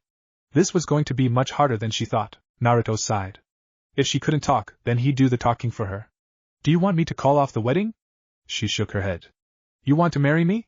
She nodded. You like me? He asked, using the only L word he thought she could mean, eliciting another nod. Hinata took 3 deep breaths, and unzipped her jacket. Standing up to toss it aside, she began fumbling with her pants, until Naruto's hand eclipsed her own. Glancing up, the boy was shaking his head slowly. BB but, Hinata, did you speak to several men earlier? Men from the village council? Naruto asked, and a stunned Hinata nodded. I was afraid of this. They told you to do this, didn't they? Probably told you it was for the good of your clan too, huh? She nodded. Naruto sighed. Just like Obachan said. Tsunade's office, shortly after Tenten and Shizen left. Naruto, your mission is simple. Tsunade stated. You are to take this letter and deliver it to Jiraiya. Before the young blonde's inevitable hissy fit could start, she continued in a tone she used to remind people just who was Hokage. This is because I don't want to track him down myself. Shizen is busy at the hospital, and it contains sensitive information that I can't trust to anyone but you two. Naruto felt his rage subside, just as was Tsunade's intention. He was about to turn, but something in the way she looked at him kept the boy from moving. I hate to ask, but what else did you want to talk to me about? Tsunade looked delightfully surprised. I can't believe you could actually tell that I had something else to say before I had to call you back, she smirked. You're getting better, Naruto, he smirked. What happened to Quinn? Tsunade chuckled. How does it feel to be a man, Naruto? WHU what? Naruto snapped, trying to hide his embarrassment within rage. Naruto, as a man, I'm going to be expecting a lot more from you, she said, almost as if she's prepared a speech. The next time you're in my office, I'm going to be giving you harder missions, a share of my paperwork to help prepare you to handle all of it someday. And she paused for dramatic effect, her voice softening significantly as she continued. I'm going to try to show you the same respect I show all of the other men that walk through those doors. Obachan? Naruto asked in confusion. How many times have I told you not to call me that? Tsunade growled. It doesn't matter, Naruto muttered. It doesn't matter if I'm a man or not, how old I get, or what rank I am, you'll always be Tsunade-bachan to me. Tsunade sighed. I guess it can't be helped then, Naruto-kun. Hey, what happened to treating me like a man? You don't treat me with the respect you should, so why should I? She countered, smirking. Naruto groaned. You win, Obachan, so, what is it? I've gotten reports that several of the councilmen are planning a little field trip to the Hyugas. Tsunade stated, in full mission briefing mode. Judging by the information I've received, they're probably planning on trying to convince Hinata-chan to impregnate herself with your child. Naruto jumped back in shock. What? Why the hell would they do that? To try to get their precious Uchiha back, she scoffed. They know that I'd probably be able to keep Hinata from dying due to complications in childbirth, so they see it as an opportunity to get more children that could possess the Sharingan. Naruto was about to ask why that was bad, but sensing the question, she cut him off. If Hinata gave birth at her age, her career as a kunoichi would be over. Naruto's features contorted in shock and rage. How? Why? Tsunade sighed. Simple. Her body isn't ready yet. She tried to think of an example or analogy. It'd be like Lee. Before I got here, she added, she'd be able to live a normal civilian life with therapy, but the stresses on her body would be so great that she'd never be able to build herself back up to the point where she'd be able to do anything more than D-rank missions for the rest of her life. Naruto knew D-rank missions. They were hell no way she'd never be able to recover. Naruto. Tsunade sighed. Even adult kunoichi are given a mandatory month off duty after giving birth to build up muscle tissue and refamiliarize themselves with using chakra on a daily basis. She rummaged through her desk and pulled out a folder, dropping it on the mountain of papers. Records show that they're usually given a good 2 or 3 months off, however. Naruto snatched up the folder and read through it. If they're given that much time off to recover, give her another 4 or 5 years, Naruto. By then, she'll be ready, and it'll only take her half a year at most to recover, Tsunade stated, referencing several kunoichi mothers that had complications while giving birth. Since you have an heir, viable or not, I'll give you authorization to leave the village on the training mission that should buy your girls a few years. She smiled at her own ingenuity. But Shizen-chan might not get pregnant, right? Tsunade smirked at the boy's use of a familiar honorific with her student's name. Yes, and no. Tsunade rummaged through her desk again, tossing a small plastic jar to Naruto. Fill the cup, and we'll just say she's pregnant until we really can get her pregnant. Naruto looked at the jar with trepidation, noting that he couldn't even wrap his hand around it. You don't really expect me to fill the cup, right? Tsunade shrugged. If you can, do after you wake up tomorrow, start working on that. I'll send Shizen over to pick it up. Okay, Naruto muttered, turning to leave. Naruto. Tsunade started, halting the boy. Talk to Hinata. Naruto sat Hinata down next to him, nearly causing her to faint from the short time his hands were on her hips as he pulled her over. Hinata-chan, I won't sleep with you, not yet. When she gave him a questioning glance, he sighed. If you get pregnant now, and have a baby, then your life as a kunoichi would be over. Hinata drooped, but didn't seem very surprised. They already told you that, didn't they? She nodded. Then why would you do it? TT to BB with YU, she stated, stumbling over the words. Then she turned to face him, closed her eyes, and slowly inched herself toward him. Is she trying to kiss me? Naruto wondered, mentally shrugging before leaning forward and meeting her lips with his. He felt her arms encircle his midriff, and raised his own to reciprocate, placing one arm behind her back, and holding the base of her neck with the other, pulling her deeper into the kiss. When Hinata felt Naruto's tongue slide through her lips, she started to panic. What do I do? What is he thinking? I like Naruto, but a deep kiss? Well, I am his fiancée, she mused before letting him in, entwining his tongue with her own. When he heard her moan, he knew he was doing well. When she moved her hand to his neck, trying to pull him closer, he knew he was doing damn well. And when she started undoing his pants, hoy! What did I say about that? Naruto snapped, breaking their kiss. Hinata leaned forward, pressing herself against Naruto as she embraced him. I know, Naruto-kun. I'm as sorry. When Tayuya sat up, the bed sheets followed. Naruto, you sick fuck, you didn't change the sheets. She muttered as she peeled the cloth from her skin and nightshirt. She then took all the sheets on the bed off in one armful, and dropped them just past the doorway. Now, where are the clean sheets? Naruto paled. I don't have any. Tayuya practically glared at the boy. You what? I don't have any more sheets. I've only ever needed that one set. Naruto held his arms out in a placating gesture. When it gets dirty, I just wash them and put them right back, Tayuya grumbled. I'm going to go shower when I get out. There had better be clean coverings on the fucking bed. When she passed Hinata, she grabbed her wrist and started dragging her along. Come on bitch, I want to talk to you. Hinata waved to Naruto before she turned the corner, and found herself in the bathroom a moment later. Strip. WH what? Hinata cried. We're both girls. Quit your fucking bitching. Tayuya snapped as she removed her nightshirt and panties. You're Hinata, right? Hinata was blindsided by the question, and the redhead's figure. She has to be twice the woman I am, literally. Why yes, Hyuga. Hinata. Take your fucking clothes off, shouted Tayuya, pointing at Hinata's pants. You're marrying Naruto, aren't you? Hinata was already fumbling with her pants when she was hit with another question. I'll one th thing at a tea time, please. When the redhead didn't say anything, opting to give the girl a harsh look instead, Hinata continued disrobing. Once she'd removed the last of her undergarments, she bowed. Thank you. See, continue. You're marrying Naruto? Tayuya asked, now circling the girl, scanning the younger girl's body with her eyes. Hinata nodded. Nice ass, by the way. Hinata blushed. You've got a decent figure. In a few years, you'll be worth Naruto-kun's time. This earned her a half-hearted glare from the Hyuga heiress. So you do have some fire in you. I'd have fucking gutted you myself if you didn't. Hinata flinched, but Tayuya just chuckled as she turned the water on. I like you, Hyuga. I'll scrub your back. You scrub mine? Hinata nodded. Why yes, alright. Naruto was slurping down a cup of instant ramen when he heard the water shut off, and was on to a second cup when the door opened. Naruto's jaw dropped when he saw that both girls were wearing simple nightgowns. I loaned her some of my stuff. Tayuya shrugged. Naruto wiped away a small bead of red from his nose. You two look. Naruto struck a thinking pose. What's that word for when something's so pretty there's no word for it? Hinata blushed and Tayuya chuckled. Oh stop it, Tayuya giggled. Upon seeing his slightly serious expression, asked, Holy fuck, you really were asking that, huh? Naruto nodded and then sighed. Oh well, it doesn't matter here. He handed both of them a cooked cup of ramen and a pair of chopsticks. I started those when I heard the water shut off. Not good to go to bed with an empty stomach, you know, he added as he dug into his third cup for the night. By the time Tayuya and Hinata had finished their cups, Naruto was contemplating whether or not to cook himself a sixth. Come on, noodlefucker bed, Tayuya jeered, grabbing the boy by his wrist and dragging him off. You too, Hyuga. Tayuya nodded in indifferent approval at Naruto's bed, now covered in a good 3 layers of blankets as makeshift sheets. Naruto muttered as Tayuya hopped under the top blankets. Come on! The redhead cheered, reaching out to grab Naruto and dragging him in beside her. Hyuga! Bed! Now! Hinata jumped in on Naruto's other side. Now sleep, she added, cuddling up to her blonde fiancé before drifting away. Hinata too snuggled into Naruto before falling asleep, leaving only the blonde himself awake. I could get used to this, he thought, wrapping an arm around both girls. Jiraiya woke the next day staring into the largest pair of he'd ever seen. Unfortunately, the largest he'd ever seen belonged to Tsunade. The Hokage took pride in her daily rounds through the hospital. She liked caring for others, even if she wouldn't admit it, but there was a certain old pervert that always jumped every nerve she had to stomp on the last one. Jiraiya, why are you staring at my chest? She asked as she stood next to his bed. She'd been checking his for, making sure he had enough blood left to keep him alive, and little enough to do only that. You have a wonderful chest, how can I help but admire it? Jiraiya slurred. Tsunade decided to let it slide this once, as it was probably the blood loss talking. Did you get the letter? The old Naruto gave me a letter before he. Jiraiya grumbled, remembering the incident that put him there in the first place. Remind me to hurt the boy. When Tsunade glared at him, he added, I never got to look at the damn letter. Tsunade sighed. Okay, just give it back to Naruto and tell him to open it. Jiraiya looked a little confused. All that was in there for you was a note saying that you're going to take Naruto on that training trip. You leave tomorrow morning. Does he know that?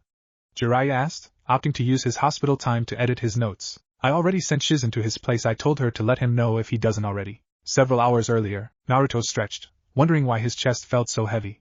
Looking down, he saw that both girls found his chest more comfortable than the pillow. Hoy, wake up. He nudged both girls. Naruto-kun? Wog. Hinata shot out of the bed, bowing before running off to gather her clothes, yelling, "I should be getting home soon, goodbye, Naruto-kun." Naruto blinked. She didn't stutter once noticing a familiar squirming on his chest. He watched as Tayuya crawled on top of him. "Naruto-kun, since I couldn't be your first, I was devastated," she said, slowly cutting his shirt open with a kunai. Naruto didn't even want to know where she got it, and after seeing the competition, "I'll be damned if I'm not your second." For some reason, this made Naruto swallow hard. Hidamori was humming as she skipped through the halls. Niji left when he woke up to talk to Hayashi, leaving her alone in his room to look through his stuff. After doing so, she went to breakfast, which was little more than slop compared to the rice the main branch ate. Honestly, who the hell likes oatmeal? At least she got some toast and eggs today. Apparently, being the fiancé of the clan head's favorite nephew had perks that, or she got there first today, she didn't really care. When she arrived at the door to Hayashi's office, however, the sight of Niji leaning against the door, looking thoroughly defeated, made even her feel depressed. "What's wrong, Niji?" he sighed.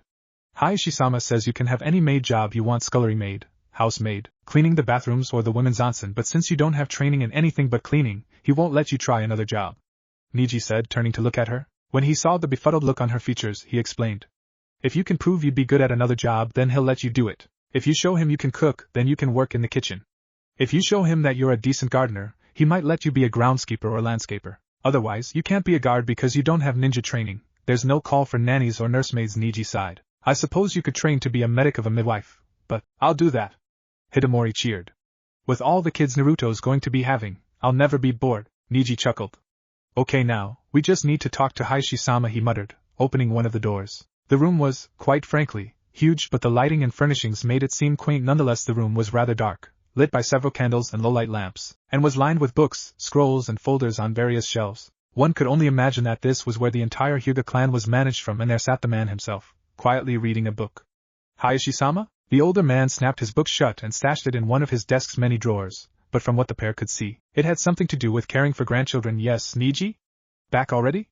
What is it?" "Hidamori-chan has decided upon her profession," Niji answered, turning and giving her a slight, lasting bow and letting her pass respectfully. She already knew she was in way over her head. "Hayashi-sama?" she asked, and the man nodded. "I was wondering if you would mind my training to be a midwife, sir." "And what brought on this decision?" Hayashi asked. "Well," Hidamori muttered, fidgeting worse than Hinata. "Hanabi-ch, her-sama and Hinata-sama are going to be wed to Naruto in the next few years, and I thought that, as a midwife, I could be of help to them. And all of Naruto-san's wives." Honestly, she hadn't spoken to Hayashi himself in years. She had no idea what honorifics to use in front of him. Hayashi nodded. "This seems an admirable goal, Niji. Request that Hokage-sama assign a medic to teach Hidamori-chan." Niji smiled, something Hayashi hadn't seen in years. "Yes, Hayashi-sama." Right away he bowed before swiftly leaving with Hidamori trailing behind him. Hayashi sighed as he fished out his book again. Positive reinforcement. When Shizen arrived at Naruto's apartment, the door was unlocked, so she let herself in. Seeing neither hide nor hair of the boy, she began to search, softly calling out his name. When she came to his bedroom, however, her eyes nearly bulged out of their sockets. "And Naruto-kun? He groaned, looking up from his place under Tayuya, who was snuggling against his chest. Both of them were stark naked. "Oh," he muttered, holding up the jar, which was nearly filled with the murky white liquid. Some of Tai-chan's juices might have gotten mixed in there too. Sorry." Shizen snatched the jar away, glaring down at the pair. "Naruto, what did we tell you about sleeping with girls that young? I ain't gonna get pregnant," Tayuya slurred. "And even if I did, I don't care. I doubt they'd let me be a kunoichi here anyway." Catching Shizen's slightly confused look, she added, "He was screaming about all that before he got into it." Shizen cocked an eyebrow.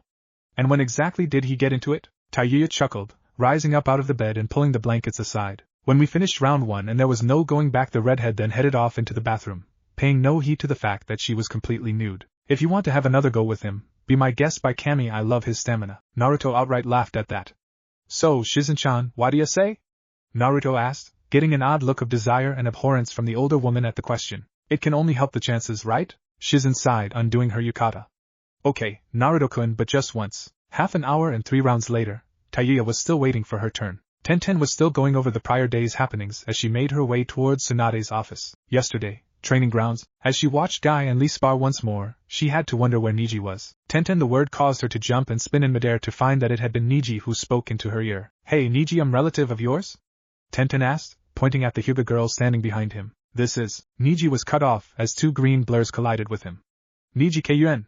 one yelled. "You are late, my rival!" screamed the other. Niji stood, rubbing the side of his face. "As I was saying, you aren't going to yell at them for doing something stupid?" Tenten asked. "Or explain your tardiness?" The larger of the green men inquired. Or fight me? The smaller added. Would you all just shut up long enough for me to talk? Niji yelled. After a few moments of silence, he continued. Good, this is my fiancé, Hidamori. A marriage so young.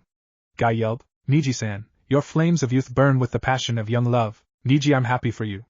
Tenten said, smiling as she held out her hand. It's a pleasure to meet you, Hidamori. Taking her hand, Hidamori smiled as well. Likewise, Tenten, those two are Guy-sensei, and Lee Tenten answered before giggling. Maybe having another girl around for once might lessen the insanity a bit. Well, I'll be happy if it does because she'll be training with us for a while. Niji said. She's expressed an interest in ninja arts, even though my family only taught her the rudimentary basics. Yeah, who ever heard of a Hyuga that can't fight? Hidamori chimed. This is good. Guy exclaimed. Tenten, Hidamori!